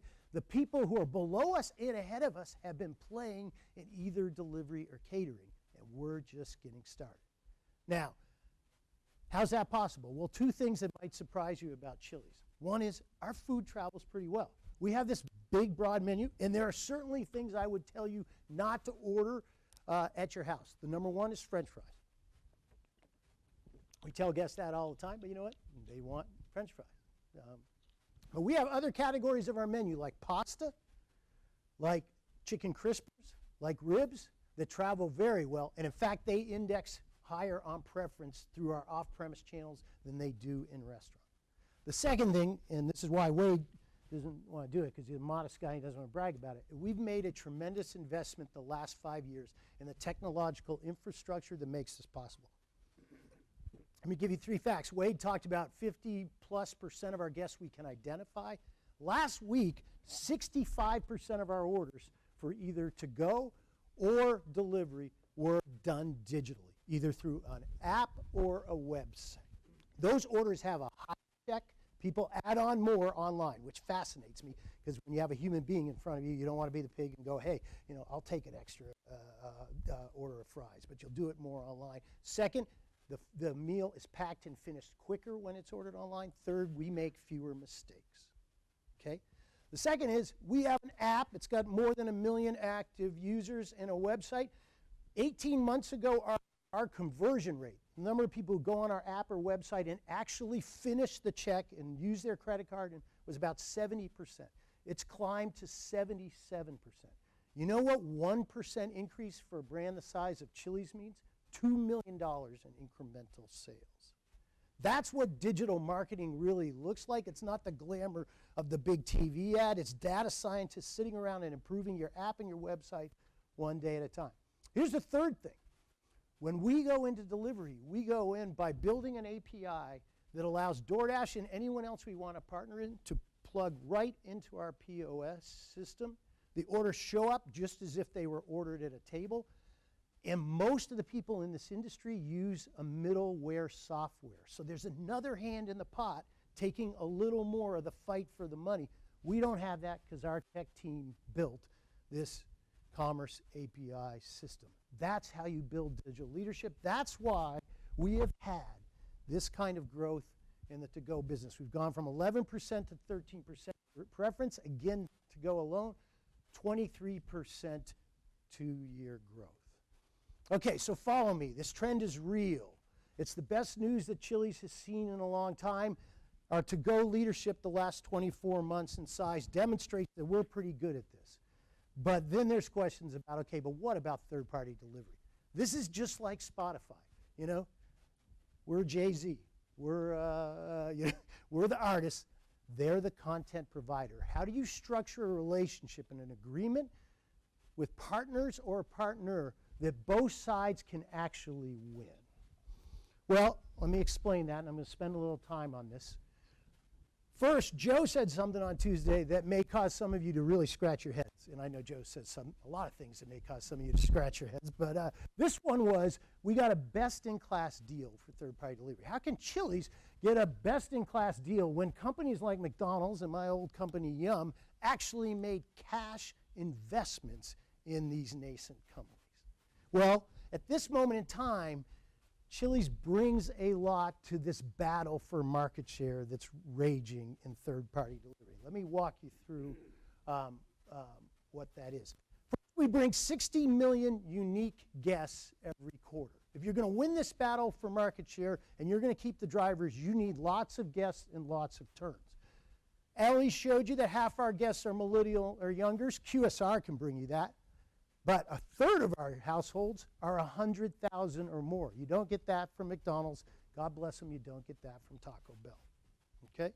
The second thing we bring is we've got company dominance. Wyman told you 86% of our restaurants. Now, I grew up with franchisees. I used to be head of franchising at Yum. I love franchisees. They taught me the business. But if you take the leaders of these delivery companies out for a beer and they're honest with you, they will tell you that they have learned a lot the last 24 months about the limitations of franchise-dominant companies.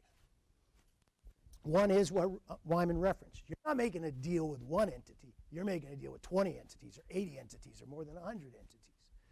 Second is technology requires investments. And that middleware challenge is a great example of integrating with one POS system is hard. Integrating with multiple POS systems is more investment, more work, and a lot of times the easy solve is middleware, which puts another hand in the pot of trying to achieve profitability.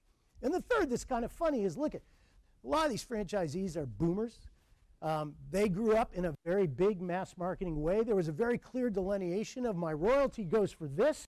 My ad contribution goes to put a 30-second spot on NBC. When you start talking about investments in things like data storage in the cloud, or cleaning our data every month, or building APIs to have smoother interactions with multiple POS systems, the fight breaks out of who's actually going to pay for that. So having a system that's 86% company dominant and can move on a dime is a huge advantage. The third thing we bring is check. Remember how this marketplace works. This is the ultimate form of capitalism, this new 1099 workforce. I'm a dasher. I get 3 orders at the same time. McDonald's, Chipotle, and Chili's. I get to choose. I don't have a boss. I get to choose which one I want to fulfill. We bring a check average that's 3 times McDonald's and 2 times Chili's. And finally, 2 times Chipotle. Thank you, Charlie. And then finally, we bring this track record of digital innovation that Wade talked about. Okay, now, why did we go with DoorDash? I'm going to be very transparent with you. First of all, we looked at 4 different options of how to win in delivery. We looked at building our own network. Wyman referenced, Kelly runs the most successful on a per restaurant basis delivery company in America. Maggiano's literally does more $250,000 in delivery catering out of each restaurant. I wish you could be in a Maggiano's in December and just see the tables lined up with the bags and boxes to take orders out.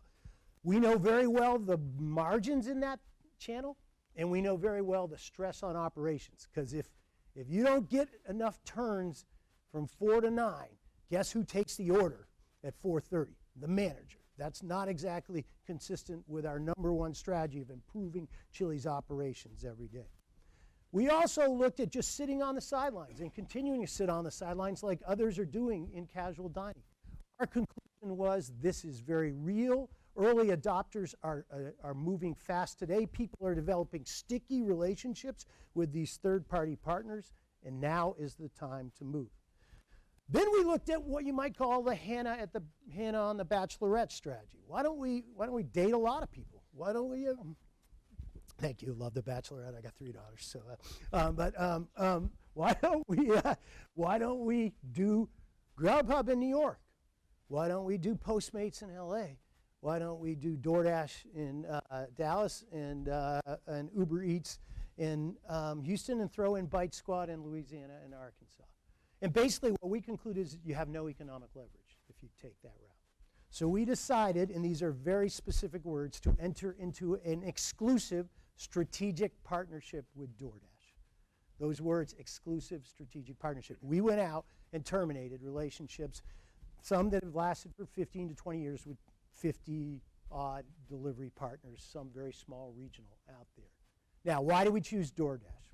The first reason we chose DoorDash is they are the most technologically nimble of these partners.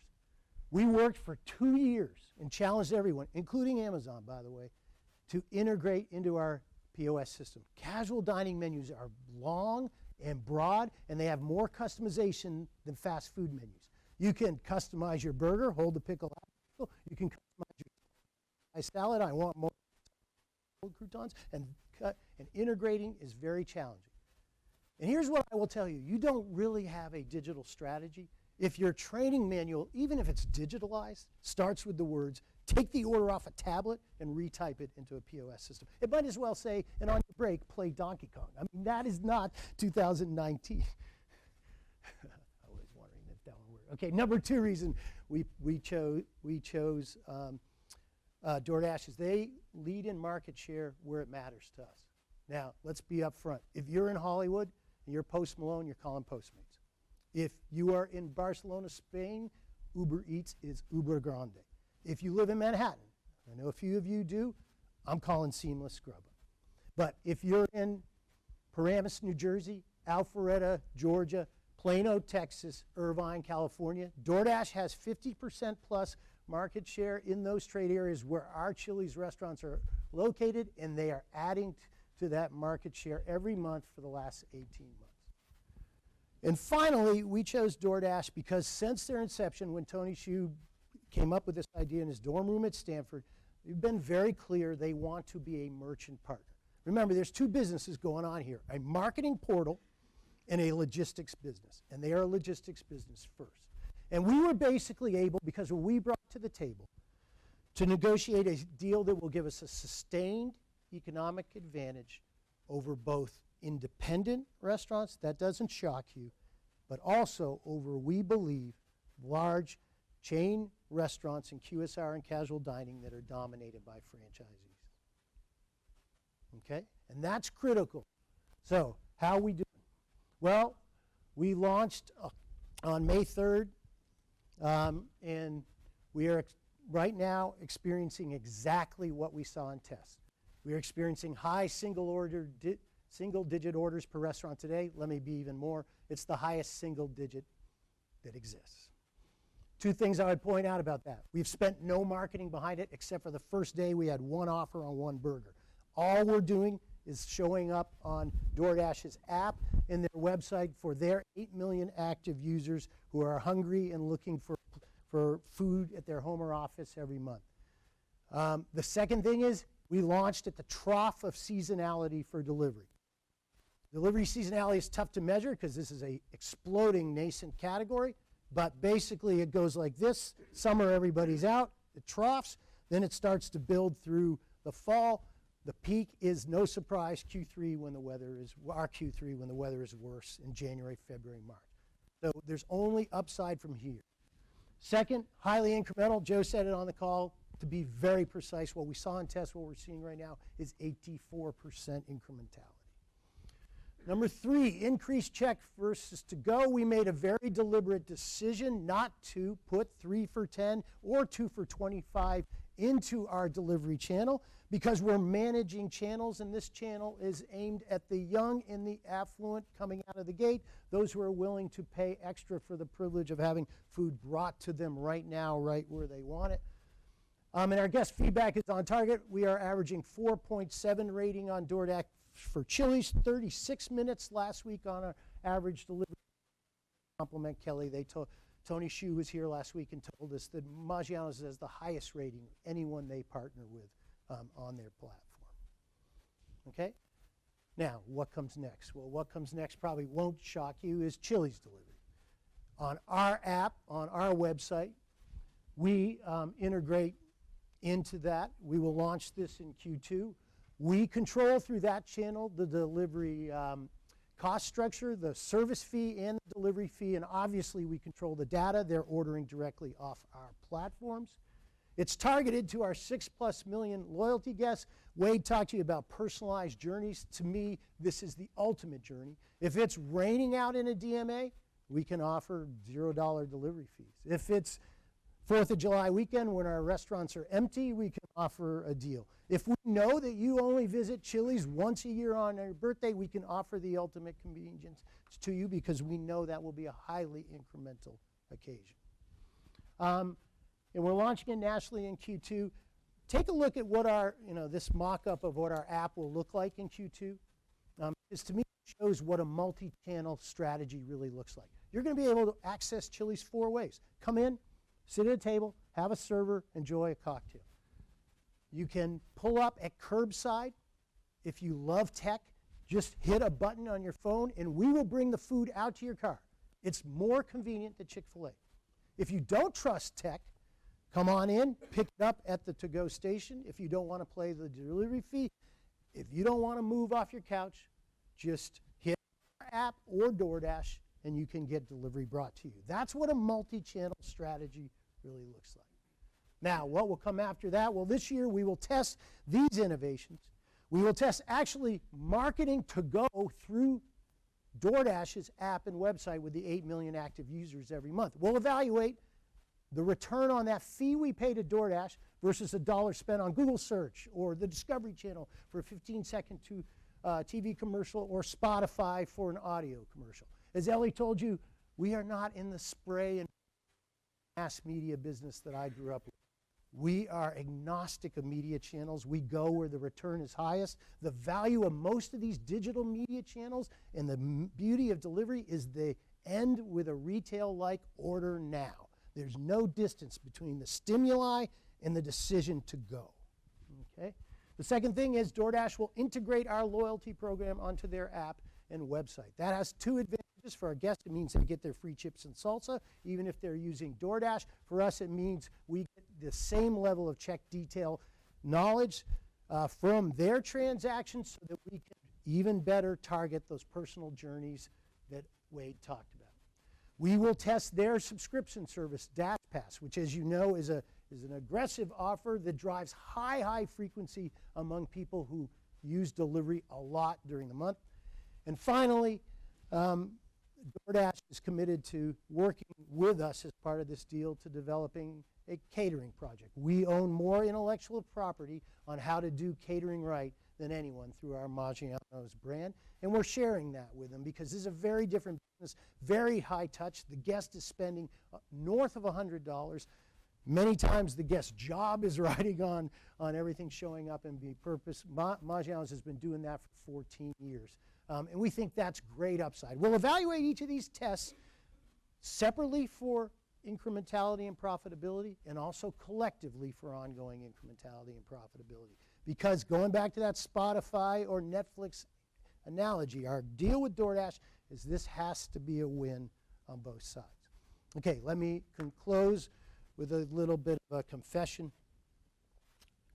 I'm a baby boomer. Now, for those of you baby boomers in the room, it's not quite as bad these days as saying you were in a federal penitentiary for a whole year, but it's getting there sometimes, I feel like.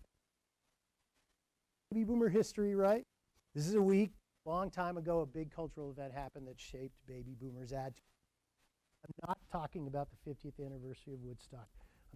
40 years, 6 months, and 1 day ago, the movie Monty Python and the Holy Grail first appeared in theaters. You're a baby boomer. A lot of what you believe about life comes from that 90-minute movie. And there's a scene where Graham Chapman plays King Arthur and comes upon a castle, and it's populated by all these smart aleck French guys, and he's seeking the key to eternal life, the Holy Grail. And he goes, hey, do you have the Holy Grail? And the Frenchmen talk amongst themselves, and they utter those words that have been used for 44 years since whenever you want to just blow people off and tell them to go away. He says, tell them we already got one. So my guess is as you go around to these conferences and sit on these calls, when it comes to digital strategy, you hear a lot, we already got one. Here's the 4 questions I would ask. Have you made the kind of technical investment that Wade and I have talked about to give the true personalization and reliability of the experience? Do you have a database that's active and growing and a loyalty program that keeps people sticky to your brand, because that's going to be the foundation of your... Do you have a track record that you can execute in this off-premise space like we've shown with this double-digit to-go growth over the last 24 months? And then have you really thought through how you're going to win, not just tomorrow in off-premise, but down the line? I think Chili's checks all 4 of those boxes, and that's why I think the answer to this question, delivery for Chili's momentum or opportunity, is momentum all the way. I'll turn it back over to Juan. Thanks. All right, so you're going on a break, really. I know we're late. So I just want to correct Steve on one thing. I love his energy and his enthusiasm. Sometimes he gets a little details a little bit off. We rolled DoorDash June 3rd, not May 3rd. So it's really not in it's not in our 4th quarter numbers much at all. And that's I know for some of you. It was on the slide. Good. Well, but who reads a slide when Steve's talking? I mean, come on. Just to kind of put a cap on Chili's, and then we'll have a break, and Kelly will come up and talk about Maggiano's a little bit. But hopefully you've heard some more details really around what we've been talking about for quite a while with you. That we have a solid strategy. It's not a one-time thing. The lap that everyone was concerned about is not keeping us awake in that, because it's not a lap strategy. It's a foundational strategy with multi-years and multi-layers put onto it. There's levers to pull. Steve just talked to you about delivery. I mean, we're in phase 1 of a multi-phase approach. Phase 2 comes in the 2nd quarter, and then phase 3 and 4 behind that. And through every one of these phases, there will be checkpoints. There will be opportunities for us to determine. We're not committed or obligated to do anything if it's not incrementally driving traffic and profitability.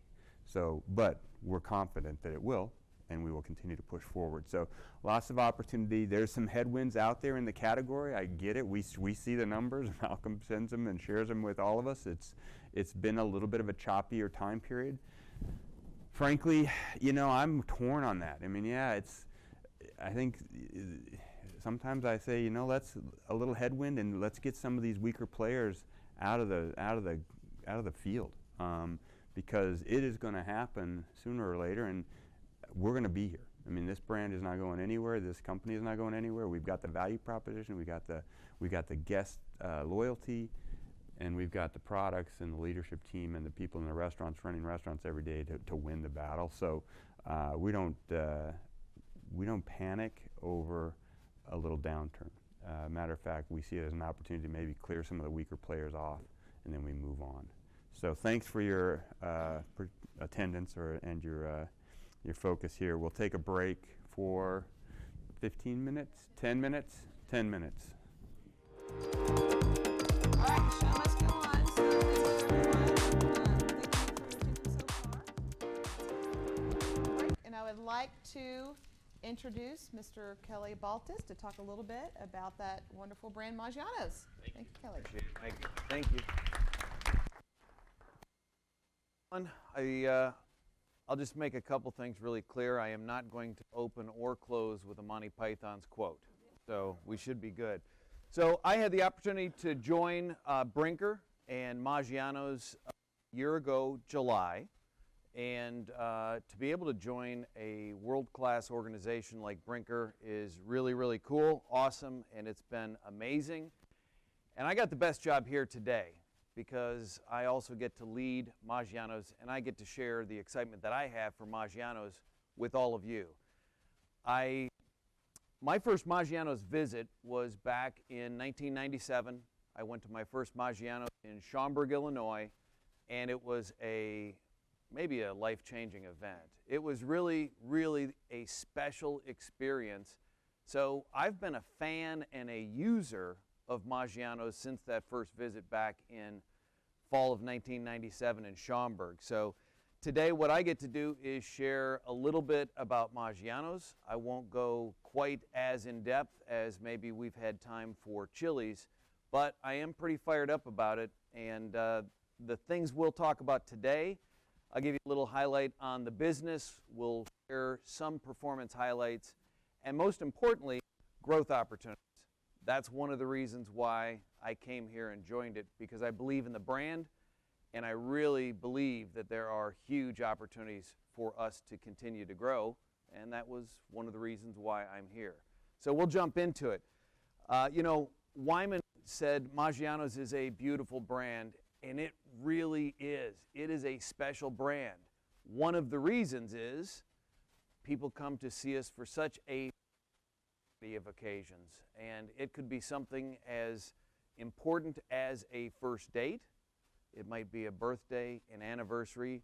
Some people not only have their wedding receptions in our banquet rooms, some people have their weddings in our banquet rooms.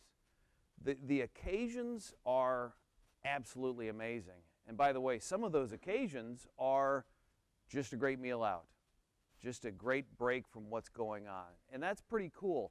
And that's really the trust that Maggiano's has earned over the course of time. One of the reasons why they come is for our classic Italian-American food. And it's made in-house. It is a full scratch kitchen that has an executive chef in each and every restaurant. So we do a lot of work here. You'll see our kitchen along with Chili's later today, but the hard work really happens in the restaurant. Each restaurant has a trained team of professionals, and that chef-led kitchen is absolutely amazing, and it's a huge advantage that we have, and we'll talk about that. So when I started with Maggiano's back in July of last year, the first thing I did, knowing the brand and having been a user for many, many years, I spent my first 90 days visiting and spending a half day or more in each and every restaurant. And when I tell you that the team has a culture and a tradition built around excellence, it's really there, and it's living and breathing in the restaurants. Myself, everyone on the Maggiano's team, we set out each day with the core purpose of making people feel special. And when you go back to the occasions that I mentioned, you really have to deliver on that. If you don't deliver on that, they're going to tell you pretty quick because of so many special occasions and the high expectations that come along with that. That making people feel special, so how do we do it? Well, we're committed, we believe in it, and then we have high expectations for our operators. And then we have to have systems that are built around that so that it's easy to execute at that high level each and every day. So something along the lines of what we call kitchen perfection. That means that we execute at a high level, we've got systems, we've got training, and then we set out to deliver on that each and every day. We also have world-class service where we truly personalize things in a way, and you've heard about personalizing from a data and a guest experience. That happens, and it has happened for a long period of time at Maggiano's, an opportunity for us to continue to make progress there. On that trip of, in my first 90 days, spending time in each of our 53 restaurants, you really feel that effort and that actual delivery of how we make guests feel special each and every day.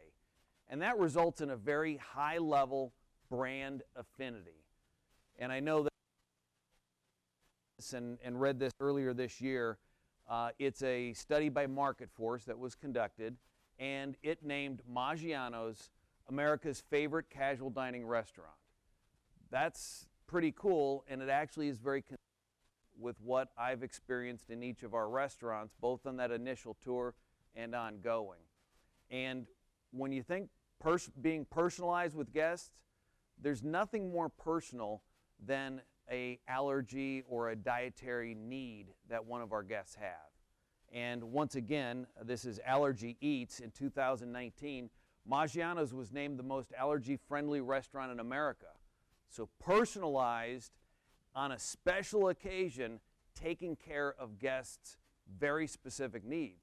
So if you think about that executive chef, our procedure for when someone says, I've got celiac here at the table, I've got a celiac disease, our executive chef or executive sous chef goes out to each table, takes the order themselves, and walks it through the kitchen. That's how we make people feel special in all kinds of personalized environments. So by doing all of that, you know, we're able to run very high volume restaurants. Our average unit volume is over 8 million, 8.3 million a year, average unit volume. We have some a little higher, we have some a little lower. That is a very strong model for a guy who's been in casual dining his entire career, 8.3. Well, you know, how do we get there? You look and you see 68% of it comes in the dining room. So you now know, so our AUV versus our competitive set, select competitors on the right there, our dining rooms, which is dining room, bar, patio, our dining rooms do all, you know, is nearing $6 million a year. That's more than the majority of the competitors that you see on the right-hand side. So the dining room, bar, patio is a strong part of our business. That's a big model that helps us leverage all kinds of things. In addition to that, the majority of our restaurants, not all, have banquet space. And those special occasions, business meetings, family gatherings, large parties, reunions, things like that, that 18% is a significant part of our business, around 1.5 million a year. That is split about half social and half on the corporate side. So within banquet itself, it is diversified there. You'll also see that 14% of our business is off-premise, and that's in catering, delivery, carry-out, and that includes third party. So as Steve mentioned, there's a big chunk of our business that's already established. And you already heard that that part of our business is a little bit more mature than maybe what Chili's has experienced after testing for a couple years and going into that. So the model itself, when I just think about how strong is the model, how great is this? 8.3 million, and it has some great diverse revenue streams so that as the consumer need continues to adjust and change, we're in a great position to continue to capture that. I'll talk about a couple of performance highlights here. I'll start with improving net comp sales. It is great that over the last couple of years it continues to go up. I'm even more encouraged about the choices that we're going to make in the short term and in the longer term as far as our clear priorities about growing the business. I'm excited about where we can take this and let all of the diversity that we have in the revenue streams. And our gap for our segment, which is, you know, the upscale casual segment, our gap continues to get better. And the reason it gets better is because we continue to improve on the level of execution.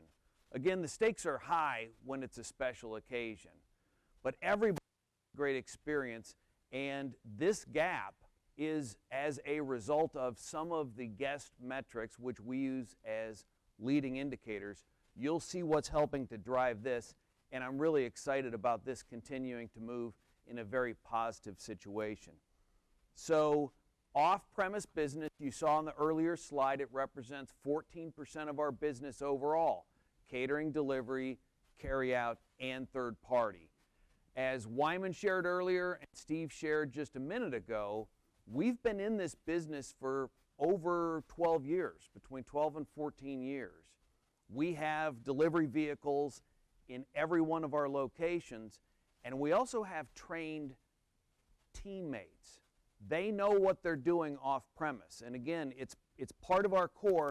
And I think the really neat thing is that even though it's part of our core and it's been part of us for a long time, we've been in third party for between 3 and 4 years.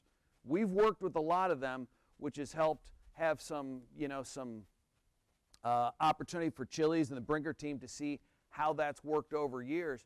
But even having been in it that long, last year in off-premise we grew at double-digit growth, which is pretty cool, even having been in it for quite some time. So why are we showing some improvement in comp restaurant sales, and why is our gap growing versus our competitive set in upscale casual? Well, it's being driven by our experience. Our guests are experiencing things at a higher level, they're getting more, and it's happening more consistently through all of our restaurants. So when you look at the left and you see the overall guest experience move to the degree that it has over the last couple years, it's significant.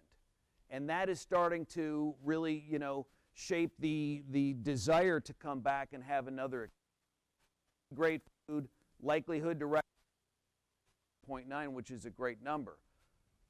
Now, I've been doing this for a very long time. I've been in casual dining my entire career. It's been just a couple years. I have never worked with an intent to return over 80%. I've never seen it. I've never seen anyone else have it. It is truly remarkable. So when you think about it, you've got a special occasion or just a great night out. As our guests leave, they're thinking, when are we coming back? I can't wait to come back. That's really powerful, and this, as a leading indicator, is very, very exciting. And we're not done here, by the way. Well, our guests tell us with our internal metrics, they tell us we do a great job. That's improving. And also from a social standpoint, when they get out on social and they comment and they do surveys there, this is a aggregated Google, OpenTable, and TripAdvisor. You'll see that ratings are high. They continue to move up, and that is also exciting. On growth opportunities, I said that's one of the reasons why I came here. I want to give you enough so you have a kind of an overview of some of the things that we are doing to work on growth in the near term and in the long term. So near term, 4 areas that I will share that we are working on, and all of these 4 areas consider the teammate experience, to make it better, to make it easier, to make it more engaging for them.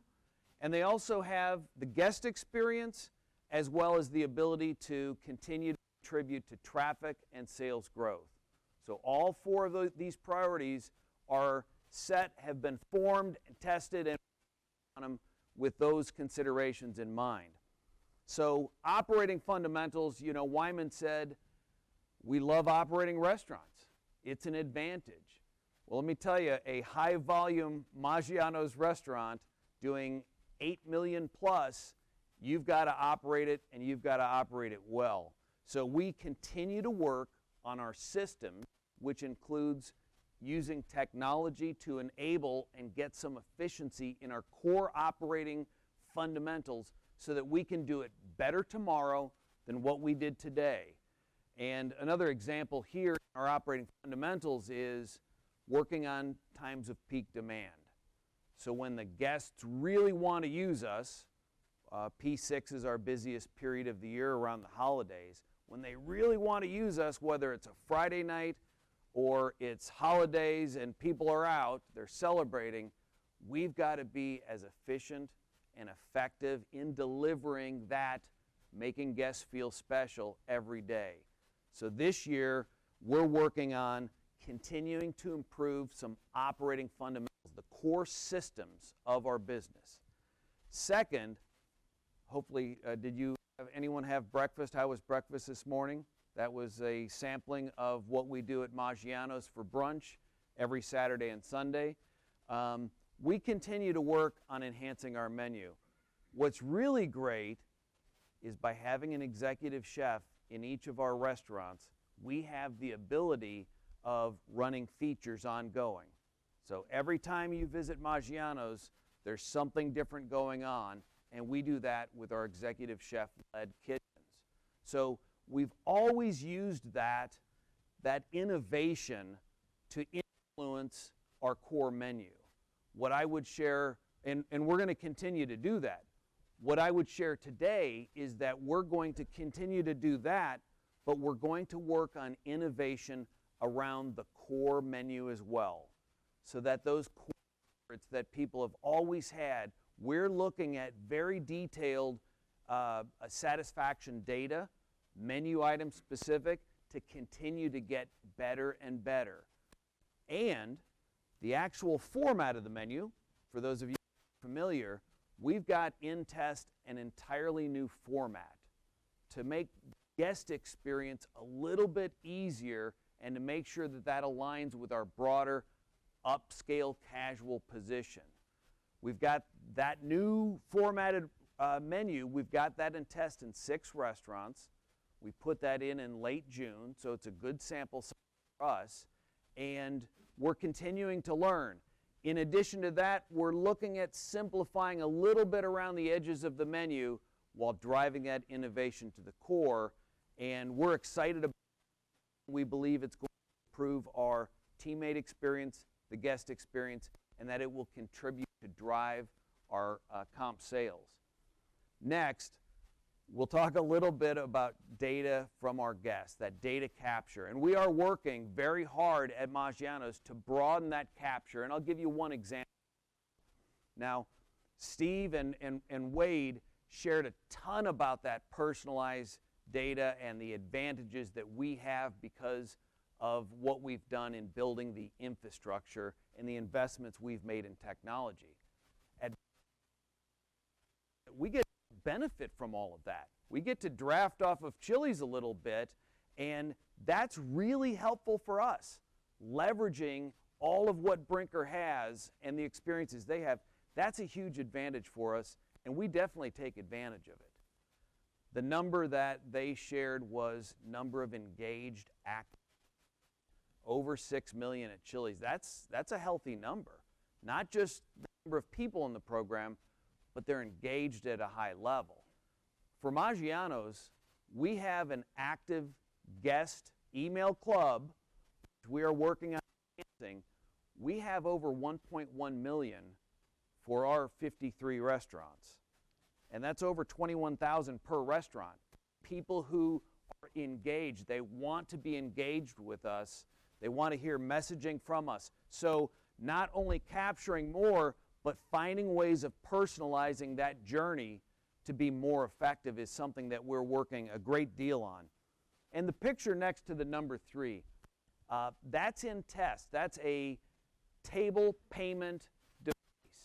That's in test in 2 restaurants. It's been in 2 for about 8 weeks now. And what that allows us to do is to drop the check, providing the guest with a very polished opportunity to close out the check, do the payment themselves, and then also engage. The adoption rate that we have in this test for people who will give us more feedback on the guest experience is high. It's over 30%.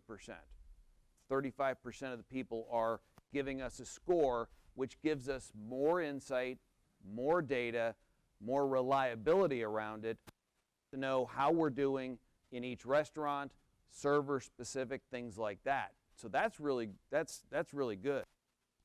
The other thing that it does is it allows them to sign up to be part of that over 1 million engaged users. At the rate that they are signing up for today, that would allow us to double that base in about a year's time once we're turned on to. That's an already strong proposition that we have, and it allows us to leverage it 2 times. So we're really excited about this, and that test is ongoing. We continue to learn great things from it. And lastly, we do believe this is another near-term growth opportunity that will help us continue to build our net sales, and that's leveraging the growth of that long-established delivery business. And I can tell you, the great thing about being in this business already for 12, 14 years in delivery and catering, third party for the last 3 or 4 years, it puts us in a position where we can get really good at it and drive that guest experience even higher. Our food travels amazingly well, and that works. So we're excited about not just driving more sales here. You saw that on the growth slide for 3 years. We continue to grow it, but to improve and continue to build on the guest experience is really, really powerful. And those are our clear near-term priorities for growth. Well, I shared I came for longer-term growth too, so I'll share a couple things that I'm excited about and that we are working on for the longer term, which will drive not only our market share, but our same restaurant sales, etc. First, even though our guests love us, the brand affinity is very high. They tell us great things. They trust us for all these different occasions. After 28 years, yes, even Maggiano's needs to have a little bit of a refresh for the restaurant. And this year, we have brought in a great outside firm to partner with for us to complete a re-image project to then learn from and make adjustments to. So I'm excited about this because of the strength that we're starting from and then the ability to refresh that image a little bit. And that will translate to sales. We'll get that exact model and that exact investment figured out. And by the way, that firm that helps us drive that re-image, that refresh, it's not a repositioning, by the way. We're in a position of strength. But all is going to also feed this next, which is new traditional restaurant development. So if we go back to that last slide that showed our AUV and our diverse revenue streams, this is a great proposition for growth. 8.3 million AUV with very diverse revenue centers. This is an opportunity, and again, this is one of the reasons why I'm here. We've done a ton of work creating a very disciplined process for new restaurant growth.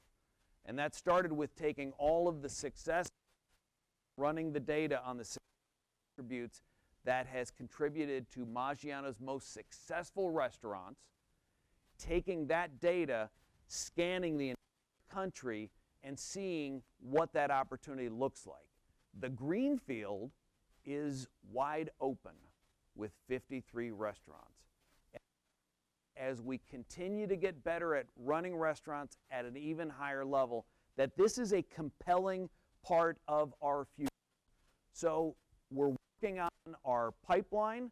We have a disciplined process in place, and we plan to open our first new restaurant in the next fiscal year. As you know, with the lead time, we're very active on that and excited about that.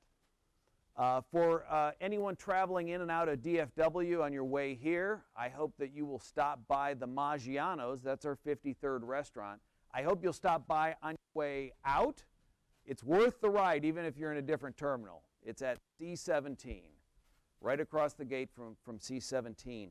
This is our first partnership in our first restaurant in an airport. It's a non-traditional.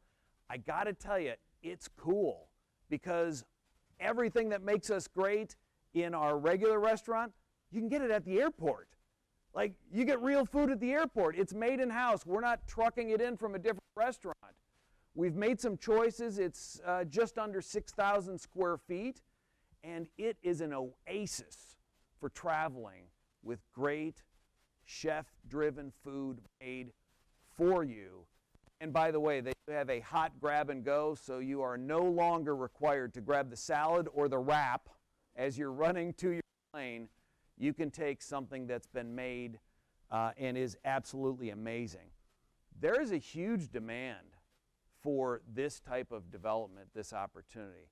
We have one, and we're learning a ton from it. And by the way, those things that we're learning from that 6,000 square foot restaurant at DFW, those things help translate to other parts of our business too. So we have one additional non-traditional development that we will open sometime later this fiscal year, and we are very active because there is a demand for people with other opportunities in this, and we are actively engaged with those things. So long-term growth opportunities are, I believe, significant, and they're exciting because it allows us to keep introducing Maggiano's to more and more guests. By the way, we're in 23 states and the District of Columbia. So that growth, there's a great wide open space for us there. You know, I'll wrap it up and we can talk more at lunch and through Q&A, but we have a distinct advantage with our business model, with the way we run our restaurants. It is a competitive advantage. I'm excited about the guest metrics. I'm excited about our traffic, our sales. Things are moving in the right direction, which I feel great about. We got work to do. We'll continue that. And the growth plans, both in the short term and the long term, they're very exciting. So thank you for your time. I'll see you at lunch also. Thank you. I'll bring up our CFO, Joe Taylor. Thank you. Thank you, Kelly. Good morning, everybody. It's actually been a real pleasure and great experience to get to spend the last year working with Kelly as he's joined the team, the expertise he's brought, the focus on the new strategies and the opportunities to grow Maggiano's. It's an exciting time to see where he's going to be taking that brand, working with the rest of the Maggiano's team. Obviously, we want to spend a little bit of time talking about finance. Today's really principally about the opportunity for you to come in and get to listen to the breadth of this management team. I think you can quickly take away the expertise they have, the experience they have, but just as importantly, the passion they have for this business, the fact that they're looking out on how do you build off of such a strong foundation, such strong brands, but understand the directions, the evolutions, and the opportunities that the business brings, and funnel that all together into models that work as the process changes and the evolution takes place, and how we stay out in front and be a leader in that evolution. Obviously, there's a number of other members of the team here that aren't speaking, but are here obviously to meet and mingle and hopefully get a chance to understand that depth and that breadth too. So I thank all of you for participating. But let's spend a little bit of time putting the finishing touch on the formal parts of the presentation and talk about some of the finance pieces. Quickly run through the performance highlights. We obviously talked about that on Tuesday on the call after issuing our fourth quarter and annual year release. We'll touch through capital allocation, validating the continuation of the approach we have to capital allocation, and then give you some insights as it relates to both the current year guidance that we talked about and how we're approaching the business financially, how this all comes together in the financial model that will drive double-digit shareholder returns. Again, putting a bow on F19, great year for us. We were real pleased to get the traction. A lot of hard work went in even before this fiscal year on defining those strategies.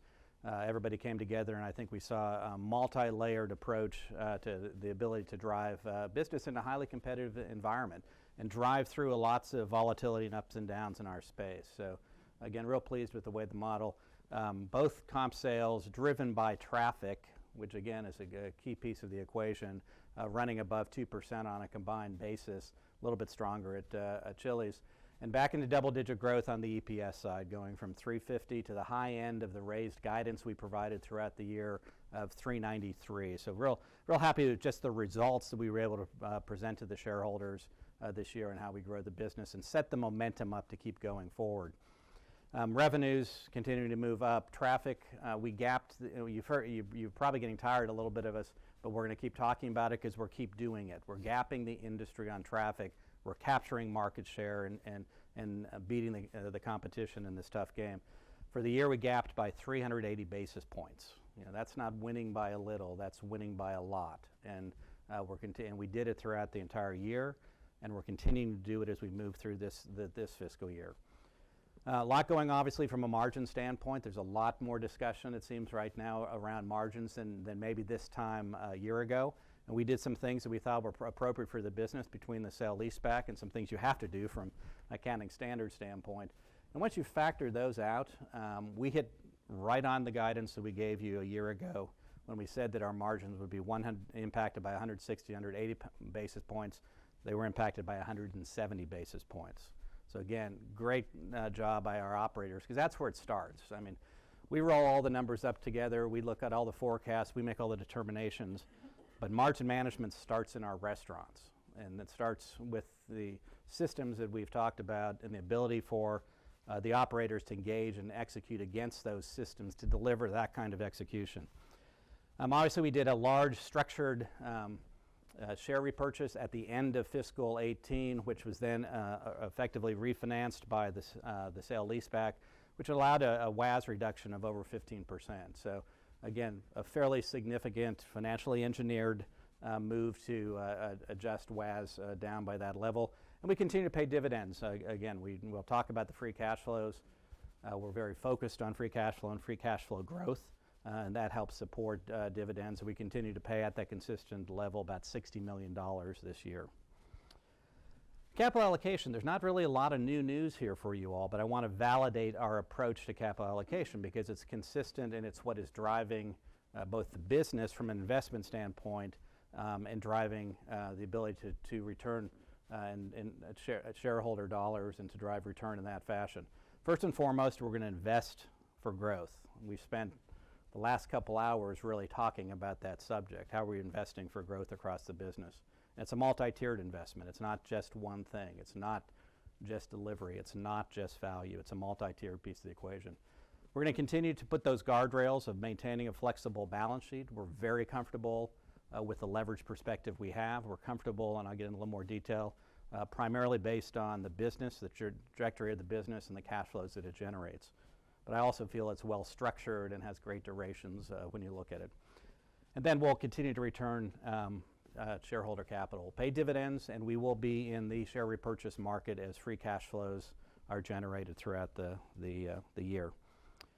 So from an investment standpoint, you've seen us jump up investment the last 2 years. It's the right time to be making these investments back into the business. We moved up a little bit higher than we thought we would this last year, but took the opportunity in several cases to make some incremental investments, both in our restaurants and with some new restaurants, spending about $168 million. We're guiding that we'll spend about $140 to $150 million. I do want to make sure that we balance that investment so that the free cash flow is also there from the other part of the capital allocation strategy. So very focused on making sure we rationalize that amount of capital expenditures.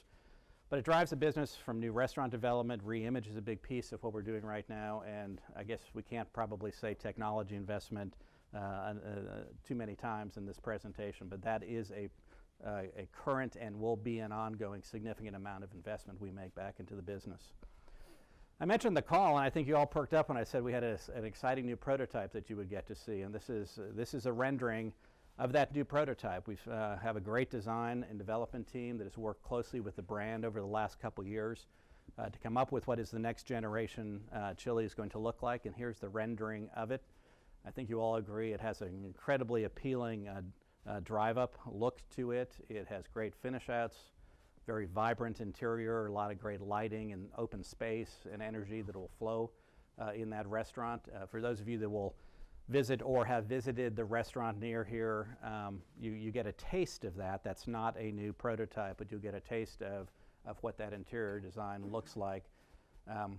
And it's now going to give us the opportunity to ratchet up our expansion and our capacity growth. That's an important piece of the whole equation when we think about how we develop shareholder returns. We've been running a little bit lower, probably closer to that 0.5% capacity growth, and we think about capacity growth from a sales week standpoint.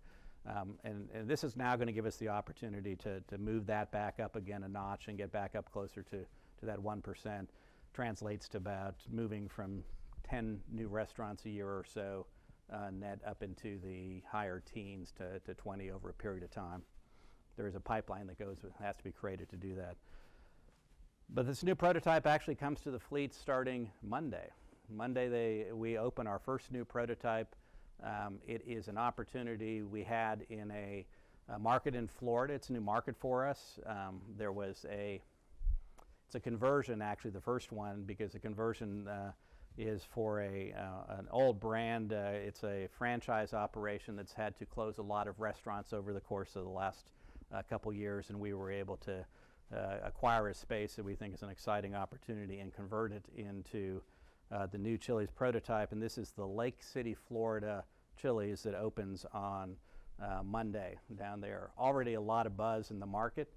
I had a chance to talk to the GM that will be running this restaurant last week at the conference, and she's extremely excited about what she's already hearing in the community as people shopping by the restaurant.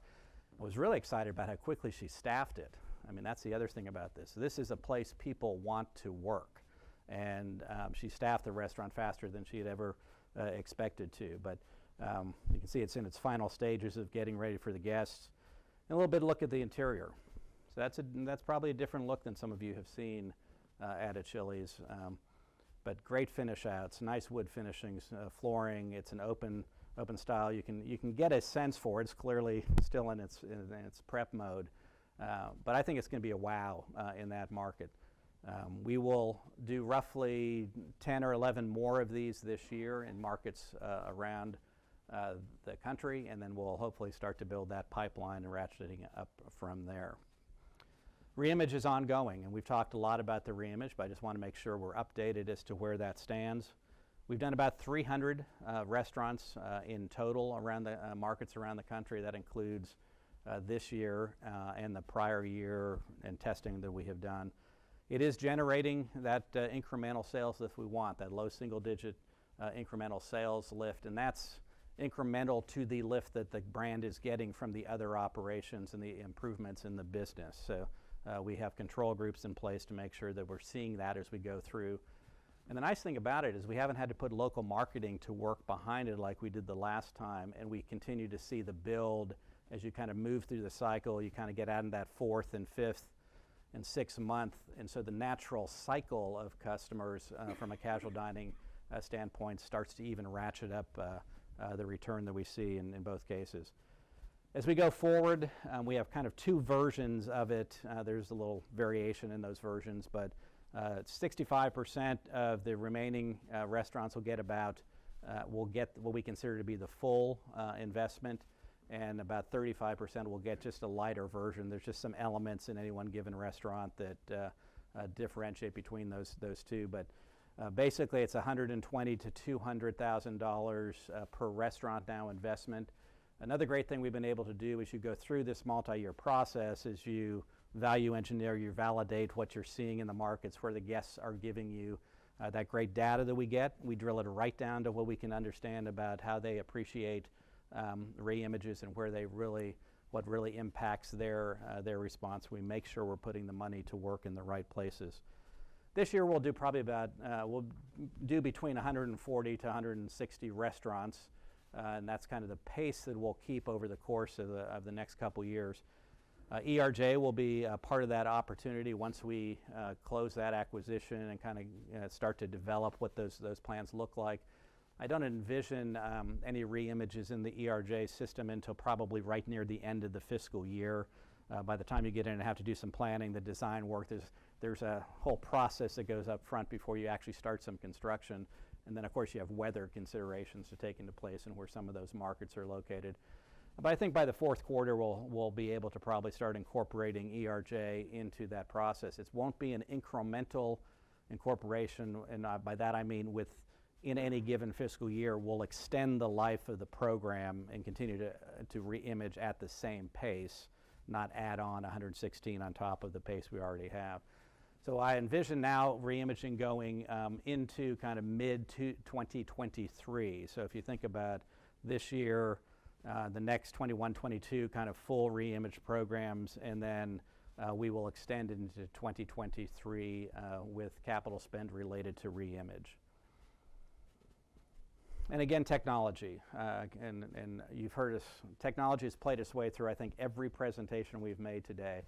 We view it as a principal investment I think we are investing at paces that exceed most of the competition. We will continue to invest in that 18 to $22 million range in any given period of time because it is that important of a differentiating competitive advantage to us. So it gets a very significant amount of time and attention. And then every now and then, as we talked, you get the chance to make a significant bet on yourselves. And that's really what this is down. We're putting $100 million of chips on the table because we know this is a great opportunity to move the business forward. It is 116 restaurants, obviously the ERJ franchise operation. It is creating the Midwest region for us. And it'll actually be run by one of our experienced operators. Erin White is now taking over as the VP Operations Integration. We come up with some great titles. But she has been running for the brand. She's been running our ops services team. So a wealth of experience and is going to really, is already working closely with members of the ERJ team who will be involved in the region and developing both the transition and integration of that fully into the corporate side of the equation. On an annual basis, it generates a little over $300 million in revenue. Now, we'll close it roughly 2 periods into the year. So from an impact this year to capacity, it's about a $250 million incremental capacity at its current run rate. And I want to be clear on that too, is that we've incorporated into our guidance kind of at its existing run rate. So we're not building a thought process in guidance for you this year of big upside to how we grow this piece of the equation. I think it's there, but I think the prudent thing to do from a guidance perspective is bring it in as we know it currently exists. We get our hands involved. There's a lot of great systems and processes. This is a good operator. So don't get us wrong. They run good restaurants.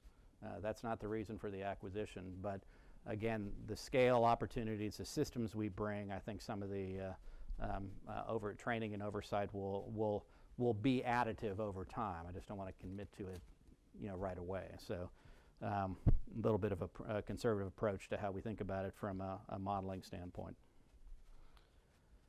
Ensuring a flexible balance sheet. We do think we have, again, demonstrated by our abilities to make this kind of acquisition in the context of our leverage position, we have optionality that drives off of our cash flows and our balance sheet.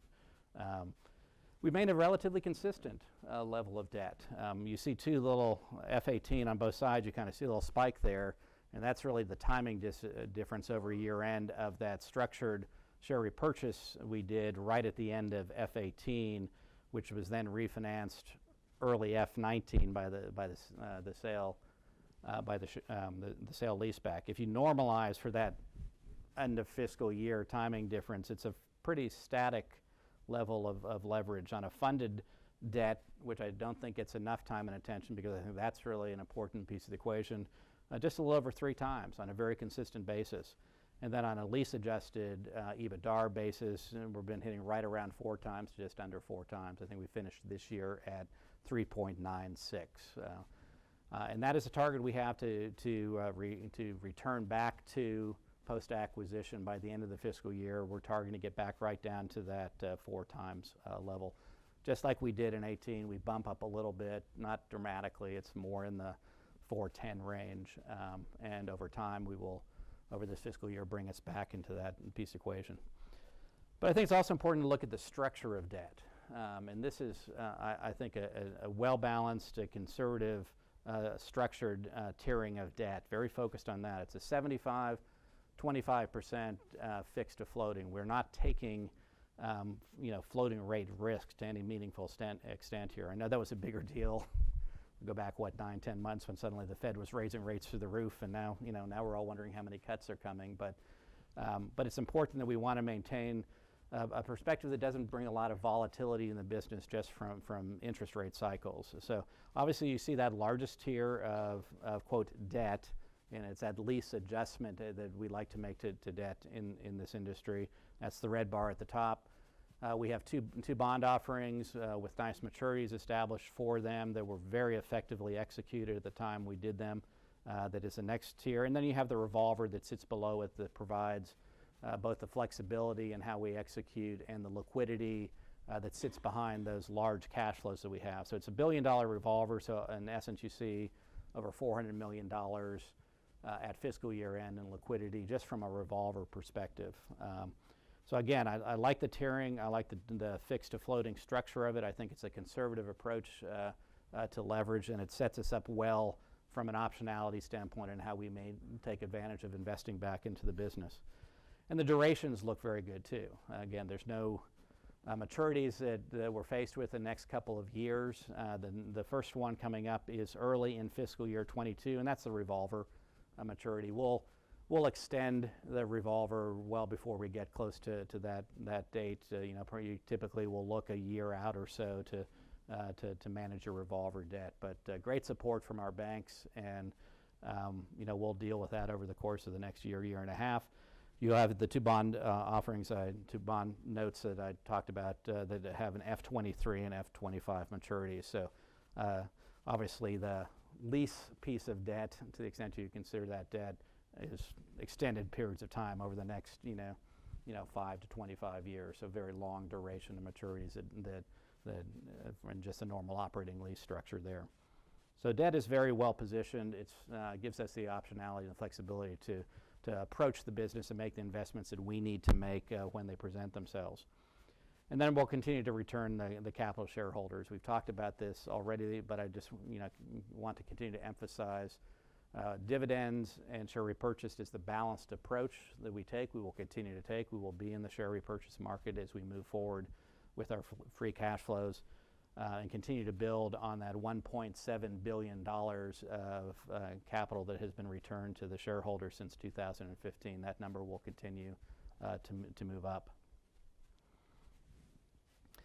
And as I mentioned, cash flow is one. It's important to us. It's a strength of the business. We will be moving cash flows up again this year from a guidance perspective. We believe that our EBITDA will grow 380 plus, and with that will come a free cash flow expansion year over year, getting us back really into what we consider almost a more normalized free cash flow position. We did the sale leaseback had some impacts to the way that free cash flow was reported, and then we also invested into the business at that higher level. If you remember that $168 million, we took advantage of a little bit higher level of CapEx than we would typically do over the course of this last year. So comfortable with that guidance we've given you of $160 to $175 million of free cash flow for this year. And as the business grows, you should see both of those cash flows continue to move up. So let's talk a little bit about our financial outlook. And I'm going to start obviously with the guidance we provided everybody on Tuesday. We had a chance to talk a little bit about it on the call on Tuesday, but I want to kind of walk through a couple things, give you maybe a little more insights and understanding as to why we are so comfortable and confident that this is the right level of guidance to be giving you. Let's start with net comp sales. I have an understanding that there might have been a couple questions about the guidance on net comp sales at 175 to 2.5, and we've had a chance to discuss some of that, of course, last 2 days. We think it's an appropriate range. It is a multi-tier driven. Again, we roll this up from initiative by initiative by initiative. It's not one thing that's driving the underlying level of comp sales that we think the businesses can perform. And we're out of the gate exactly where we need to be. I mean, we're about what are we now? 1.5 periods into halfway through our first quarter, and we're running well above 2%. From a comp sales growth. And that's powering through in a very nice form what you all have told me was one of the more difficult operating months for the industry. It was not a difficult operating period for us. So we're running above 2%, really slightly above the halfway mark of that range if you want to think about it on a net comp basis. So again, liking what we're seeing from the way that we're coming out of the gate from a comp sales perspective. And the other thing, before I get into restaurant operating margin, G&A at flat. One data point to be aware of, and that is incentive compensation for profit sharing that runs through G&A. It was a great year in 19, and the incentive compensation that runs to all the team members outside of the brands reflects that. There's about So we've reset G&A back to its target rate. So just like we've talked about manager bonuses where they get reset to target bonus, and it might actually create some perceived headwinds on the labor side of the equation.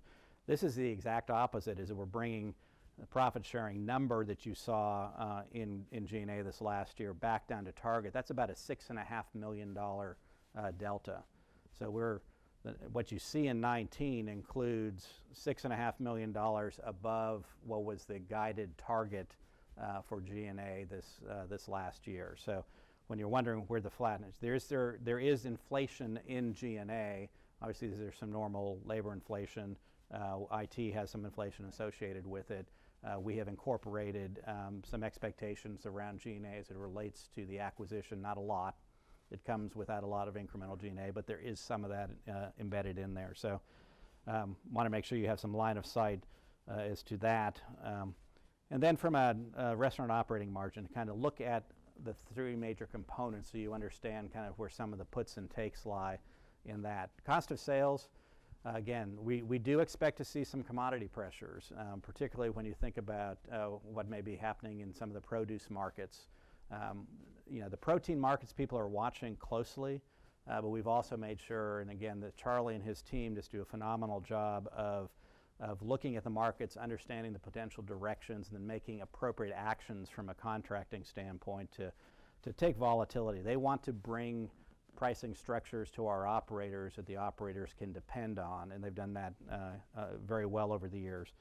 But we do expect to see kind of in that 1 to 3% general commodity inflation environment. You obviously get some price benefit and another thing to remember too is now that we're normalizing kind of 3 for 10 versus 3 for 10 environments, you're going to have a much more normalized mix component of that. So where mix was a drag on cost of sales as we've moved aggressively into that 3 for 10 environment, you're not going to see that kind of change year over year as we go through this year. So about a 10 to 20 basis point negativity as we think about cost of sales. Labor, obviously we've talked about labor headwinds, no great surprises. Higher wage rates, we expect to see wage rates continue kind of in that mid-threes. So we have a fairly consistent experience now with the way that our wage rate inflation works, and it's right in that mid-threes, so let's in kind of that 3.2 to 3.7, but really centers very tightly around that mid-threes.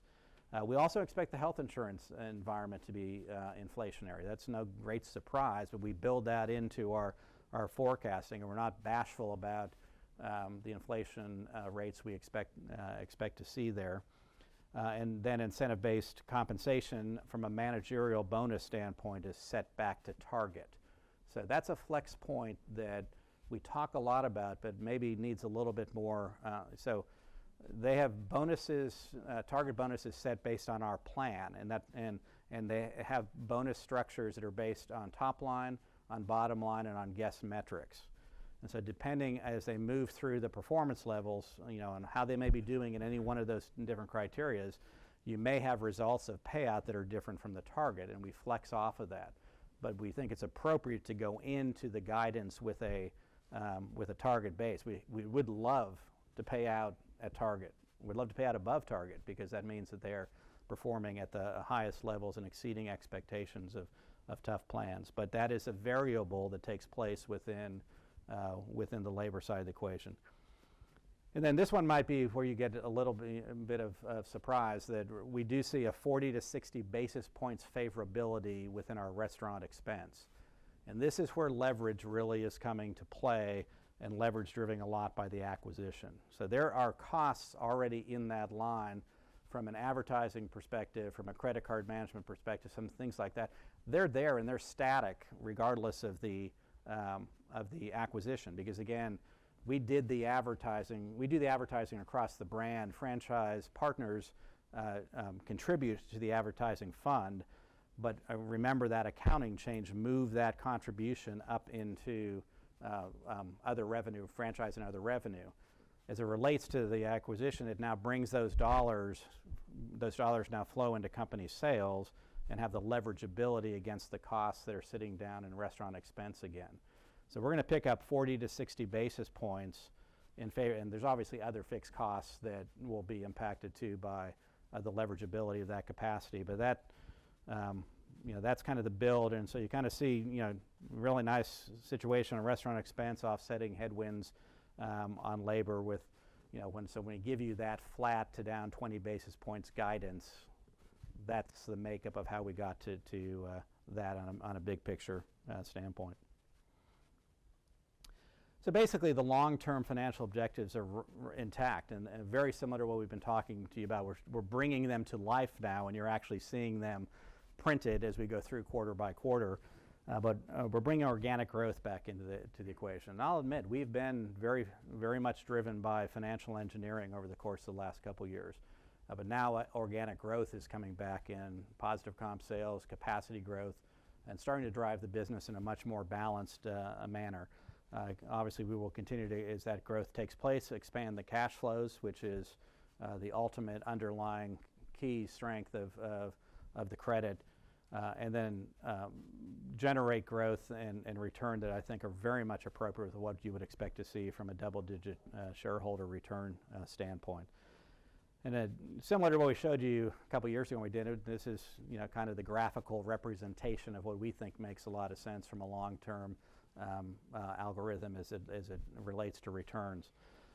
If you can grow the business kind of in that 1.5% to 2% range, so if you think about that, if we can flow through the pricing of 1.5% to 2% that we target on an annual basis, so balance price and mix, add capacity back in the equation. I think you heard today on capacity additions that we're going to be looking at taking up both at Chili's and Maggiano's. But if you're in that 0.5% to 1%, that should give you organic growth from a shareholder return standpoint in that 5% to 7% range. That's a margin neutral approach to things. So it's not to say that you won't get spikes in any given year, or any given quarter, or any given time, but those comp growth and capacity growth rates, assuming some continuation of the inflationary environments that we've seen for the last couple years, should keep us in a relatively margin neutral standpoint and allow that kind of return. Then you add in the dividends and the share repurchase. Share repurchase, again, on an ongoing basis should generate in that 6% to 8% return standpoint. And then, I've put a dividend yield of 2% to 3%. I'd like the current yield we have to come down. Obviously, two ways to get that yield, and I prefer to normalize it back into that 2% to 3% when I think the market should recognize the undervalued nature of this business and start to recognize the significant number of quarters of performance that this team is putting on the table. So all in, we're comfortable with the long-term algorithm that lies in that total return in that 13% to 18%, that nice mid-teens level. So sum it up, I hope you take away that we're on a great trajectory. This is not a one-time wonder. It's not something we're doing over the course of just a couple quarters and now what do we do next? It's a multi-layered approach that is driving the business. It's a guest-centric, it's a traffic-centric, and oh, by the way, we are, when you talk about lap over laps, we're bringing a whole new channel to the equation. But it's not a one-channel business. It's going to be multi-tiered and multi-channeled, and they're all going to work hand in hand together. With that, I think we're going to pause the formal presentation. We're going to get some chairs, and I know you guys have probably been writing down questions, and I do believe we have the option of also looking for questions coming from the folks that might be still dialed in. We appreciate their time dialing in online. So let's get set up, and then we'll turn it over for Q&A. Not a big setup. It takes all of... Done. Elaborate. Come here. Okay. John, we got... You guys had to sit together? John with the mic. I'm sure we'll have several questions. It's John Ivankoe from JP Morgan.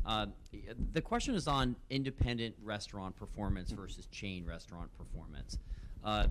We covered the distributors, and one of the actually pretty common themes that's coming out of them, and some would say it's been happening since late 14, is that independents have been taking share versus chains. That would obviously argue against the importance of scale in terms of driving market share in this space. So comment on that, your view on that. If there's anything kind of in the data or maybe below the data that maybe can make both points relevant. Sure. And as you think about whether independents or micro chains or regional chains, there's a lot of kind of different things that are tossed around, whether their access to low-cost social media, their access to at least come onto a delivery platform, if not with the same weight of Chili's, actually does give them maybe some long-term advantages that previously did not exist in this industry. Good. I'm going to MC, so I get to turn that over to you to, Yeah. to take a first bite at. No, I think well, first of all, if you just look at the data, right, and so it's always interesting, right? If you just look at what Malcolm puts out broad, and it's like, hey, here's where the industry is, and then you just listen to the calls, and are the big companies winning or losing? And for the most part, they're winning. I mean, I don't, I sit there and see Malcolm's number early, and then it's like, oh, okay, here comes Darden. They're always first because they're a month ahead of everybody, and they beat it. And then, you get the big companies beating it. For the most part, everyone's beating the average on the big. Well, no, because I will be here a while. You can talk at the break, Malcolm. So there's one point. The data's there. I think at the end of the day, that there's some inconsistency in the data and when you look at it, but the way we look at it and how it's been reported to us and how we feel is there's always hot concepts that pop up in every market, and there's always a lot of energy around them. It's kind of like apps is the best analogy I've heard about this is, there's a hot app that's put out there, but if you track what's really happened to apps overall, they're shrinking. And so I think that's kind of what's happened. The new hot restaurants get some buzz and everyone's focused on them, but then overall they're consolidating. And if you just think about the pressure, especially in these wage rate markets where, for an independent standpoint, you're going to have to price for it. So unless you feel there's this big pricing alternative, this delta that they get that the rest of us don't, there's no way that scale can't help, in all those aspects. We buy cheaper, we're smarter on media, we're smarter on and more efficient on labor. It just doesn't make sense to me, so I would say that's not something we lose sleep over. Yeah, I think, again, it's not, I don't know that it's an either-or situation, John. I think good operators are good operators. So if you're a good operator as a chain, I think you're going to capture market share as we have over the course, 380 basis points in the last fiscal year. I think if you're a good independent operator within that market, you're probably going to capture some market share. As always. That's just good operators are good operators. So I think you can have both happening the same. I think in both independents and chains, you definitely have moved into a have and have not situation.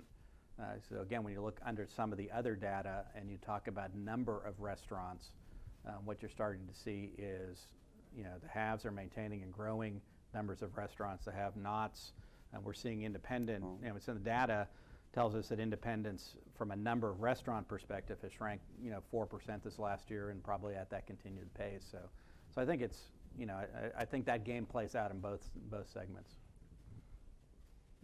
John. You might as well just leave the mic right here and we'll do it by table. Yeah. Thanks very much. My question is on growth in the portfolio. Most of your peers are growing capacity faster, and they're either doing it through organic, their brand is younger or smaller, or they're making acquisitions, right? We saw that most recently, just in the last quarter. So why is it, and I think growth has a lot of advantages, right? It leverages your infrastructure. You just talked about scale being important, and so there is an advantage to growing. And I think shareholders reward that. I think if you look at the performance of those growing brands, they're generally higher valuation versus lower, when you're more dependent on comps, it's more volatile and therefore there's more risk, and I think that gets discounted. So taking all that into account, why isn't this business, which once was a portfolio, willing to think about more aggressive growth than 0 to, sort of essentially 1% capacity growth? Why, and how can you think about doing that, or is your appetite for making a larger acquisition over time? Or is it international as a strategy that grows the business? How do you think about that? Well, I think a lot of the acquisition and growth strategy through new brands is, again, it's a lot. It gets a lot more publicity and buzz than it generates shareholder value in return. I think people are paying historically too much for some of these brands and some of these businesses, and we'll see how the value plays out. And sometimes if you're a big enough portfolio and you make an acquisition that doesn't necessarily generate great returns, it gets covered by the big brand that's paying for it all anyway. And that's historically what happens in portfolios, I think, is the big brand, Chili's per se, would cover a lot. We've had a lot of experience with that, of other brands coming in, and when you get into challenges, the big brand gets pressed and gets pushed into some strategic positions that it's covering not only its own challenges but other brands' challenges, and that's risky. That said, we're open to growing shareholder value in ways that include acquisition. We just are very selective on what we look at, and we don't believe in the let's buy it small and grow it big over some period of time. I don't think anyone has shown that to be a very successful approach, and we don't believe in paying a really outrageous, what I would consider outrageous multiple, and praying for some big synergistic or operational challenge change that you're going to take a brand to a new level. Those are just very risky bets that we aren't willing to make. So, but we are always out there talking to the street about, hey, what are the opportunities and how can we participate? And more of those are coming available as more and more pressure gets put on the category, and so we're patiently watching and evaluating. Yeah, I think in particular, I think, one, we just did it. I mean, so again, I mean, there's a reason that we have capacity growth of almost 10% this year, is because we put those chips onto the table. And there were a lot of options throughout this last year. I mean, you guys are all very well aware of the brands that have been out and marketed over the years, and we get the calls, we get the books, we get to see what's going on. And when you weigh all those options, and where are we going to, when are we going to put that level of bet into the game, this was the right one to do. Because again, as we've said, we know it well. We're betting on ourselves. It brings a scale that is immediately impactful to the business. So, yeah, and we did it, 2015, Yep. when we've done it before too. So again, when those right opportunities present itself, we'll put the chips on the table. Hi, it's Chris O'Call with Stifel. Chris. The question's on delivery. Do you have any initial statistics on just the awareness level of Chili's delivery channel? And how important is it to allocate marketing dollars this first year to really drive awareness for that channel? We have no indication yet of awareness. We're in the very early days, so I'm going to guess it's remarkably low. In the bigger part being, we've got big upside to just make people think about casual dining as a I don't feel like cooking tonight occasion. As far as marketing dollars, part of our arrangement, we have a subsidized marketing fund, and we'll use it selectively when we need it. And right now we don't need it, honestly. Okay, and then just one follow-up on that. In terms of the average order size, I didn't recall if you put that on a slide or not, but what does the average order size look like for a delivery order versus a takeout versus a dine-in? Compared to go, very similar in size. 1.8 to 2 people. So, and that's our in-restaurant average party is just slightly above that. Are you talking dollars or people? In dollars, delivery's highest, to go. Delivery, then dine-in, and then to go. But you can give them a level. A dollar amount? Mm-hmm. Yeah, so delivery's $27.50, and to go is a couple bucks below Perfect, thanks. You now have all the pieces to do some math. that. Yeah. Question on sales trends and the sales build as we think about 2020. So we've talked about the industry being somewhat volatile and fairly weak here recently. You guys clearly are not, implying that your gap to that industry is widening, and at the same time your 2-year accelerating. So I guess my broader question is, should we think about this as a sort of trends continuing plus delivery bump, or is something else happening that you feel like is building kind of behind that as well? I think our base trends relative to the industry and wrap are solid, and then we've got the delivery bump and the to to-go delivery bump. So again, to-go, wrapped on to-go really in the third quarter. So we've been wrapped on to-go all the way through the fourth quarter. And again, we're not immune to the industry stuff. We talked about it on the call. April was a soft month for the industry. We felt some of that headwind, but we continued the gap. And then we continued to see that kind of sequential growth back into the higher levels as the industry got stronger. And now with the industry maybe getting a little bit more challenged, we continue to see the gap, and now we've got just more horsepower with the delivery vehicle intact. Thank you. Jeff Foreman was just some follow-up questions on delivery. So I think you mentioned delivery sales are 84% incremental. How did you guys go about estimating that number? We tested it in a test and control, Mark. So we put in 100 geographically dispersed trade areas across the country. These trade areas matched with 10 other restaurants that have a similar sales trend and demographic over the previous 12 months. And that's how we evaluate incrementality. Once you launch it, evaluating incrementality on a longitudinal basis becomes more sophisticated and more challenging. We're pretty confident we have methodologies to isolate as we grow, add more channels to isolate which channels remain incremental. And we've been very upfront with DoorDash since our first conversation that that's critical to our partnership, and we both align on the methodologies about.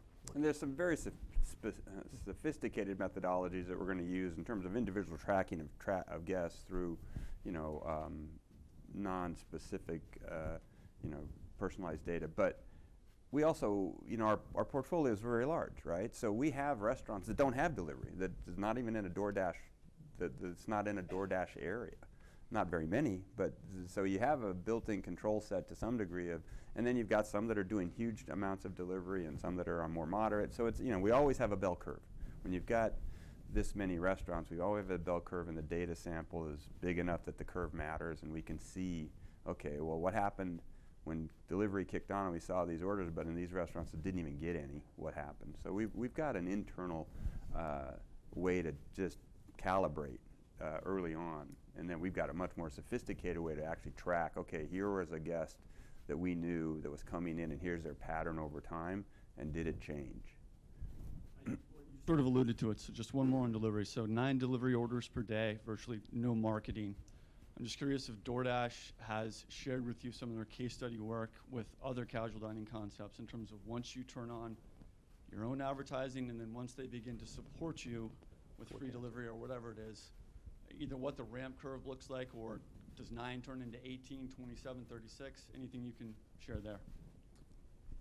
They've shared, obviously, case studies from their other strategic partners and their other marketing partners. They have 2 kinds of partnerships. I think each category is unique. Obviously, they've got a brand that's in white label that's getting the same amount out of white label as they are out of marketplace. They have another brand that is advertising to go on their marketplace, like we're going to test, and is getting almost a third of units. I would hesitate to give you something to pull in the model, except to say this probably is the trough because we're at low seasonality, we're not marketing it, and we expect it to grow from here. Bob. Yeah, Bob Darrington, Telsey. Joe, when we think about the store level margin color that you provided us, it's easy enough to understand the food inflation piece on the COGS.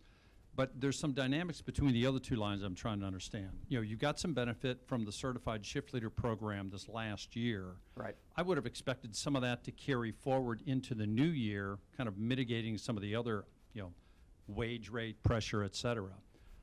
And then in the operating cost, you've shown a lot more, leverage in that line than I guess I would have guessed if delivery comes a bigger piece and there's more packaging and to go. So how do we understand the dynamics between those 2 lines, if you could help us? Yeah, good question. And certified shift leader does continue to derive some benefits. One, it was a ramp throughout 19, so particularly as you go through first and second quarters, you'll see some year-over-year benefits, assuming even if it stays at that kind of 80% level. We think there's probably some upside to the 80%. At any given time, you're going to have shift leaders moving into a restaurant or out of a restaurant based again on that progression, career laddering progression. But there's probably a little bit more incrementality we can bring into that. So underlying there is probably in the range of $2.5 to $3 million of additional benefit that we will see out of the certified shift leader. So there is an embedded belief from a mitigation standpoint in that. I think you're calling out one of the pieces of the equation as we kind of move further into the delivery piece of the equation, and it's the same for any line of business we have. So delivery, I think everybody can focus on quickly, but when we build those out on a initiative by initiative basis, we're building out all the way down the P&L. So you're trying to understand at assumed levels of growth, what are the obviously assumed related cost structures that go with that. So it's a full P&L approach to the equation. Delivery, has just as to-go has supply with it. Now, remember, it's a full P&L, so there's a lot of costs associated with in-dining restaurant side of the equation that don't equate to delivery. You don't have the R&M expense. You don't have the software expense. You don't softwares, not software, but you have a lot of that. But you don't have the softwares expense. You don't have the same levels from a chemicals and cleaning, and there's credit card fees, things that bad debt, things like that. We got to remember it's a multi-tiered, P&L, and some play in dining and some play, less to, those costs less to go and delivery. So when we break it down and look at it on a fully allocated basis, one, it is a very profitable guest. What you don't want to see over time is a significant shift in the preferences of your overall guest structure, because then you're going to have to start to think about and realign some of those cost structures. But there are some costs that go with it, and if any one of our assumptions on growth, is off the charts and not incremental, you could have some cost issues to deal with, and we'll keep an eye on that, and obviously we'll update if we think it's appropriate as we kind of go. The quick follow-up, the directional, as we look at the store level margin through the course of the year, there's obviously a lot of pushes and pulls, seasonality, sales leverage, et cetera. It sounds directionally like some of the benefits and the negatives will kind of offset. Is it relatively stable through the course of the year? Stable from a on a fiscal, for the full fiscal year, basically, down flat to down the margin 20 bips. piece Yes. of the equation. Yes. Yeah, it is relatively stable throughout the year. Yep. Thank you. You do have some. Again, we talked about some of the first quarter issues that we did, the accounting, which is a G&A issue, as opposed to just again to remind everybody what we talked about on Tuesday. Hi, Jeff Bernstein from Barclays. Two questions. Just one on the idea of maybe over-promising and under-delivering from a corporate perspective. I know you mentioned, you get questions about the comp and, Sure. Can you put up that type of comp? And prior to this past year, it was tough for the few years before Right. that. Now the industry's softening and we're going into a recession. And then we think about total shareholder return. We're walking over the ledge, yes, I know. Yeah. And the total shareholder return, you talk about at 1.13 to 18%, but I know you mentioned a few times, double digit. So I'm just wondering why on either front in this environment where you don't feel like you're getting credit for it in the first place, might you set yourself up for what could be a more challenging 12 or 24 months ahead versus temper that down and beat expectations for several years to go would seem like a better approach. I had one follow-up. Yeah, so I don't know. We saw what we just put together what we think is going to happen. We build a plan, and then we look at the plan and we put it up against all of the things we know about the industry and know about what we're going to do, and we say, okay, let's take to the street what we think is a reasonable set of assumptions. Believe me, we're not bringing you the best case scenario. We're not stupid in terms of like, hey, if everything added up the way it would have added up on paper, we'd be bringing you a much bigger number. We're not also naive to the fact that, a 175 and to a 25 is a big number, and not something that we would put out there without having some experience and some belief that, hey, that's doable. We also think we, as a brand and a company, have to stretch ourselves because there's not a lot of belief that Brinker can deliver. That's what you've told us, the broader you, the street that said, hey, first they said prove it, and then they said lap it. And so we feel like if we come out with a, okay, well, we'll just go with the 403 number that the street had for us. We could have done that.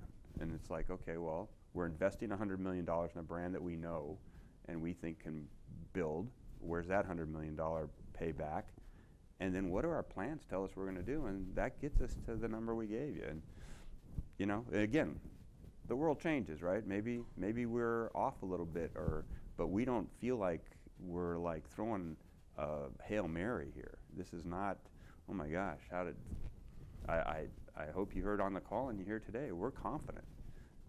You know, listen, I guess the whole world got a little scared yesterday because of an inverted yield curve, and what does that mean? And I don't know, maybe I should be a lot more nervous. But today I'm like, you know, we know what we see. We see the numbers every day.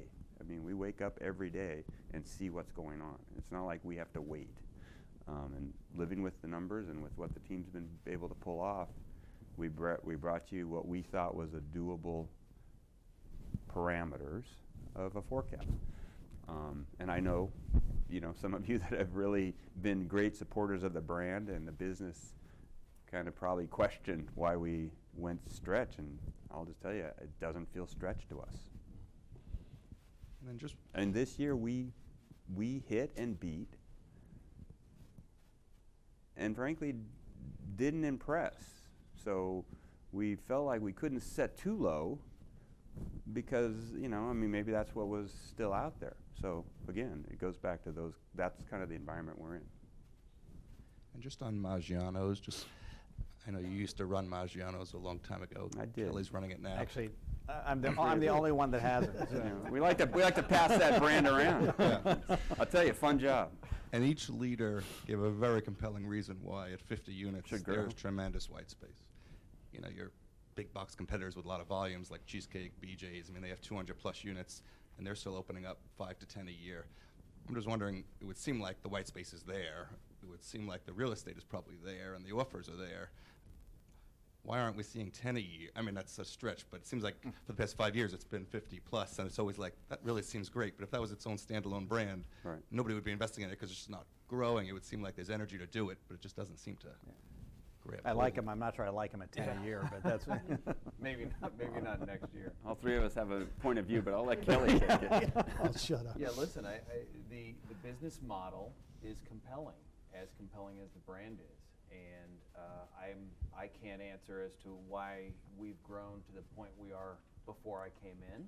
But what I saw coming in is there is a compelling brand. It's a proposition that is resonating at a very high level.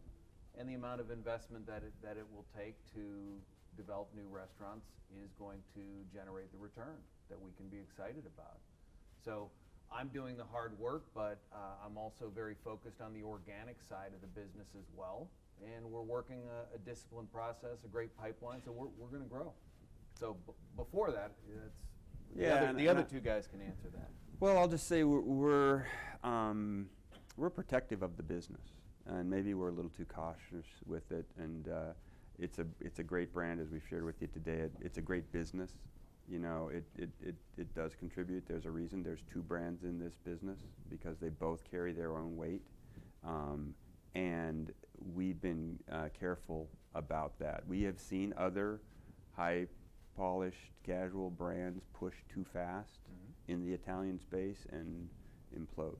And we've been maybe a little more cautious than we should be. And so we're actually giving Kelly, I think, more room to say, hey, let's take some chances and do the homework, but we're excited about getting it cranked up a little bit here and going forward. And that's where, you know, again, things like airports and alternatives are showing up. And so I don't think you have to look at it and say, well, it took you 28 years to get to 52 and it's going to take you another 20 years to get to 52. No, not necessarily. Greg? I have a few questions. The first is, I think you referenced, two questions. You referenced just capacity growth, and particularly in the independents, I think being down 4%. Is that a change from what you've seen the last few years? And are you seeing a shakeout that maybe is encouraging per store traffic to come back to existing restaurants? And if so, kind of what do you think happens now going forward? Do you think that you're going to continue to see capacity come down, and then that will be basically what stabilizes per store traffic?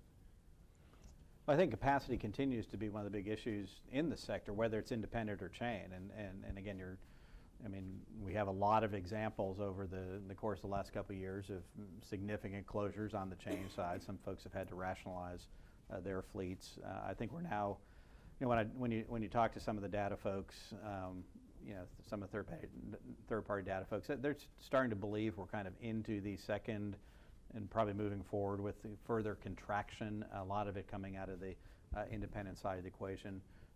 The good news is we're not seeing huge ramp-ups on the development side either from a capacity standpoint.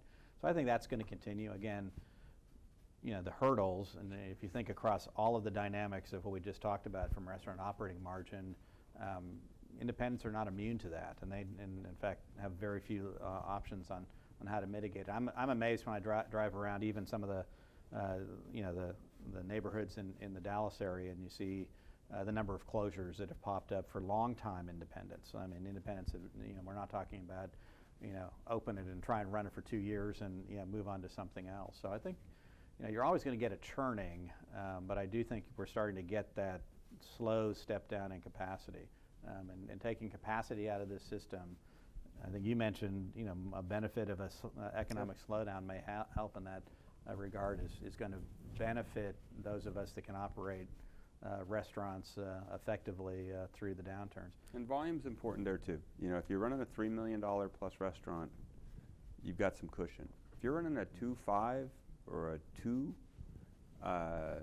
you're on the edge. I mean, there's just fixed costs associated with it, and so you feel a little pressure at a 2 million AV. You don't have a lot of room. There's just not. If you're going to stay open, you got to have people running it. You got to have management team. You got to be just to turn the lights on. And so when you look at our average volume relative to kind of key competitors in the place, we've got that gap that gives us more cushion. The other thing I will just say, from a positive tailwind macro thing, it's really the demographics get favorable. Yeah. The demographic kind of flow has moved out of the prime casual dining space at a pretty rapid pace over the last really 7-8 years, and now it's moving with Xers coming in to those kind of high use years. We start to see a growth now of that cohort. And so when you think about longer term over the next 3 to 4 years, that cohort grows now. The prime cohort for casual dining grows at plus low single digits versus being headwind at minus single digits. So there's some real opportunity there too as well. A helpful perspective. And then maybe just the other one is, can you go back to the other operating expenses and explain what's happening with the mechanics of the acquisition and why that's a benefit, and then what your assumptions are in terms of, I think most of that would be fixed, but are there annual step-ups, and what are you assuming for annual step-ups in the big buckets of other operating expenses at 1%, 2%? What's kind of the rough range there? Thank you. Taking almost in reverse, we typically don't give that kind of granularity. So again, we're comfortable when it relates to the big buckets, and I mentioned some of them. We're taking enough conservatism in the inflationary factors associated with the healthcare is a big item there. We have an amazing PW team that works those programs pretty aggressively. So I'm looking for a beat, but we understand the dynamics of that. So I think we've embedded enough there. The other, again, like any capacity that comes into the system, you're going to leverage your fixed costs. So that's going on anyways, and we're bringing 116 restaurants worth of capacity into the system. But there's costs that were already in the system, and advertising is a big piece of the equation. Credit card processing, another piece. They were helping pay for that. The flow of that payment had to move up into that franchise and other revenue. It now moves back in through company sales, which is the ROM calculation. So you have the same level of advertising expense, whether or not they were a franchise or company-owned restaurants. They're now helping cover that from a ROM standpoint, since they are coming through company sales. That's a pretty powerful leverage point that comes through there. Thank you. Dennis Geiger, UBS. Just wondering if you could talk a bit more about that long-term guidance, specifically the margin piece. I think about flat is kind of embedded in there, but is that the target? You know, I know a couple of years back there was the expansion. We're in a different environment from a cost perspective now. But just if there are any other, you know, how you think about margins over the long term, if that kind of comp range that you gave, if, you know, if that's good to kind of hold margins flat, if there are other efficiencies over the long term that you kind of see, anything more on the margins? Thanks.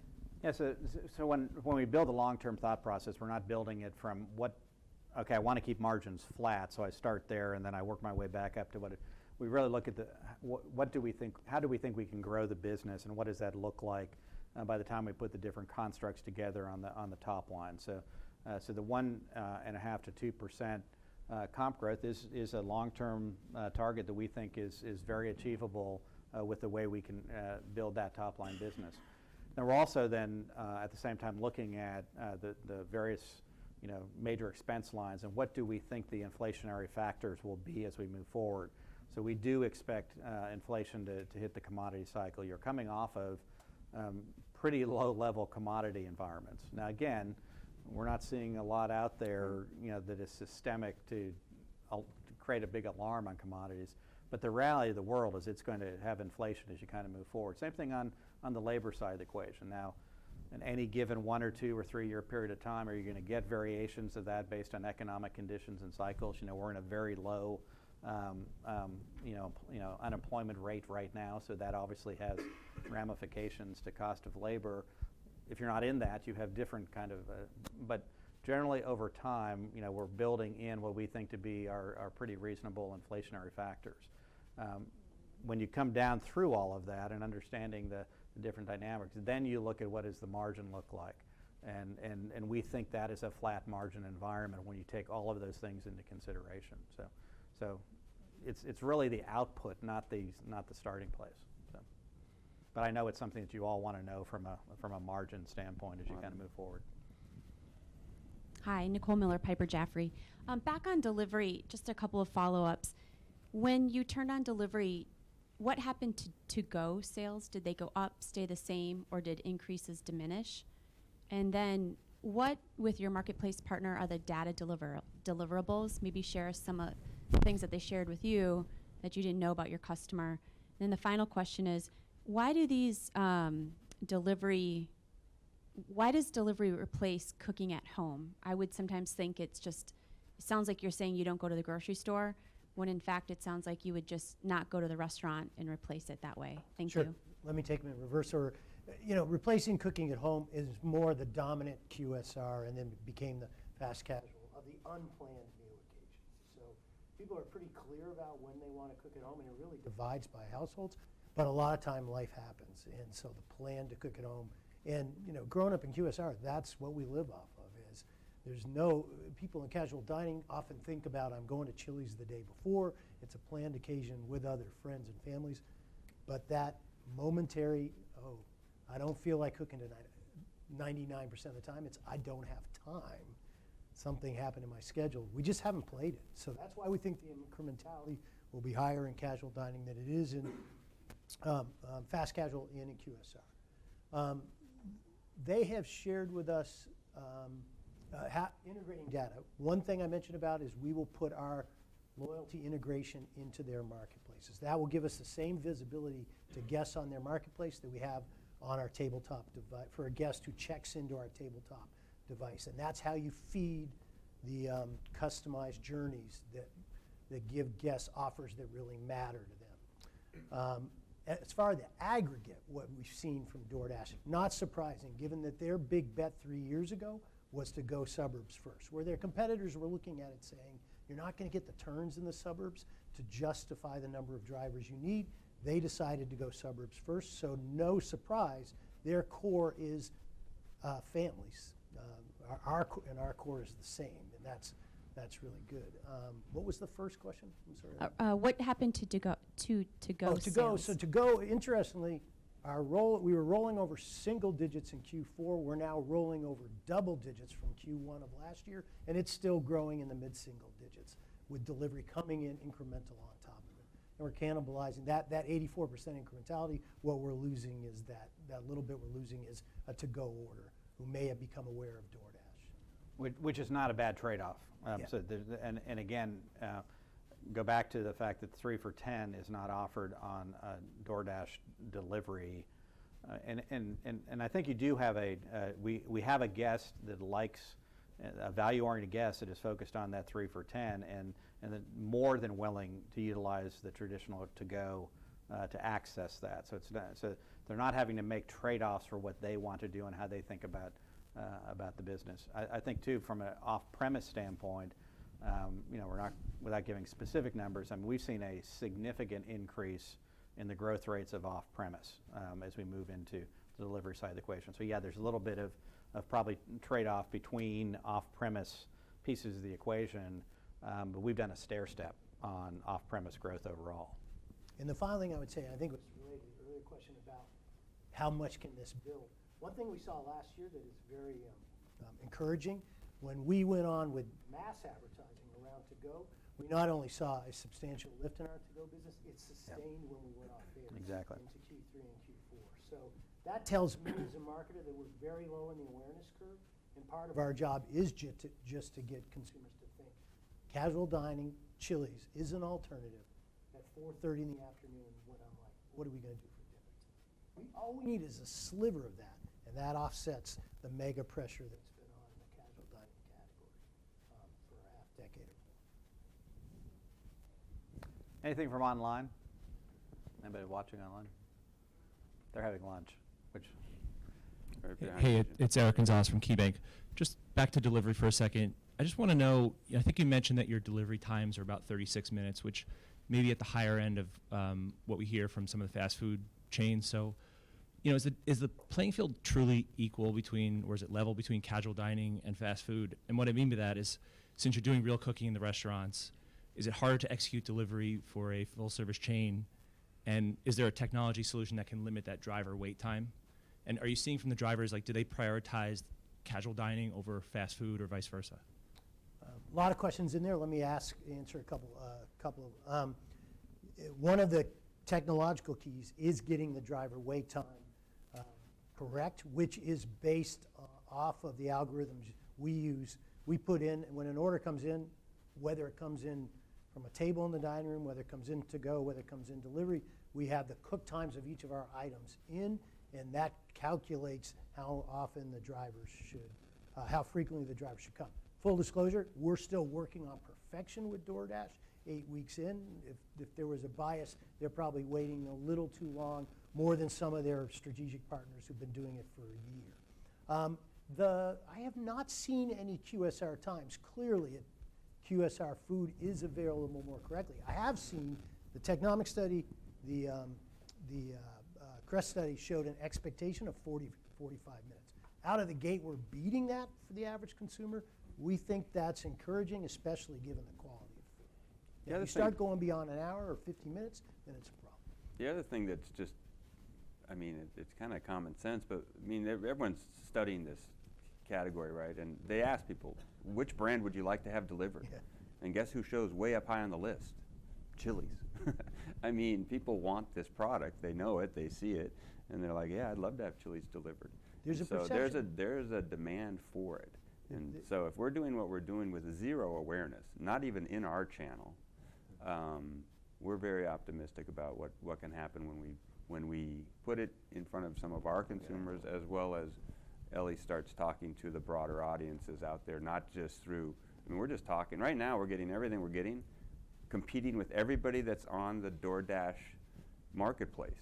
I mean, we're just one of, and we're doing really well. So it's like, okay, that's kind of a nice thing to know that, hey, by the way, this is where scale comes in handy. We do have a marketing department. We do have the ability to go out and talk to people. Oh, we do have a 6 million member database. We have the ability to get the message out. We haven't even done anything. And from a driver perspective, just to clarify, the drivers aren't waiting. I mean, we're timing that. They're not waiting because we tell them, hey, it's going to be 30, come when it's ready. And our system, because of our technology, is pretty sophisticated on knowing, hey, it's going to take us 20 minutes to get it out of the kitchen. Is it more complicated? Sure. Look at our menu, relative to a fast food or a Chipotle, but that's what's beautiful too, because if, like me, when I take my family out to eat and they don't want to eat Mexican, it's like, okay, Chipotle's off the list. Well, Chili's, you want pasta? We got an amazing Cajun chicken pasta. You want a fajita or a taco? Fine. Oh, you want a burger? It's done. And the variety is powerful, and I think that's what separates us from a lot of those others. I think we have to, we'll have opportunity to talk together. So we're running over on the webcast side of the equation, so we're going to need to bring that to a close. We got a couple things we're going to do here, including lunch with you all. You get to see some of the technology, some of the food innovations. I'd like to thank everybody that's been on the webcast for participating. Obviously, you can follow up through Micah and the investor relations with any questions that you might have, and I will bid you all good day and thank you for participating today.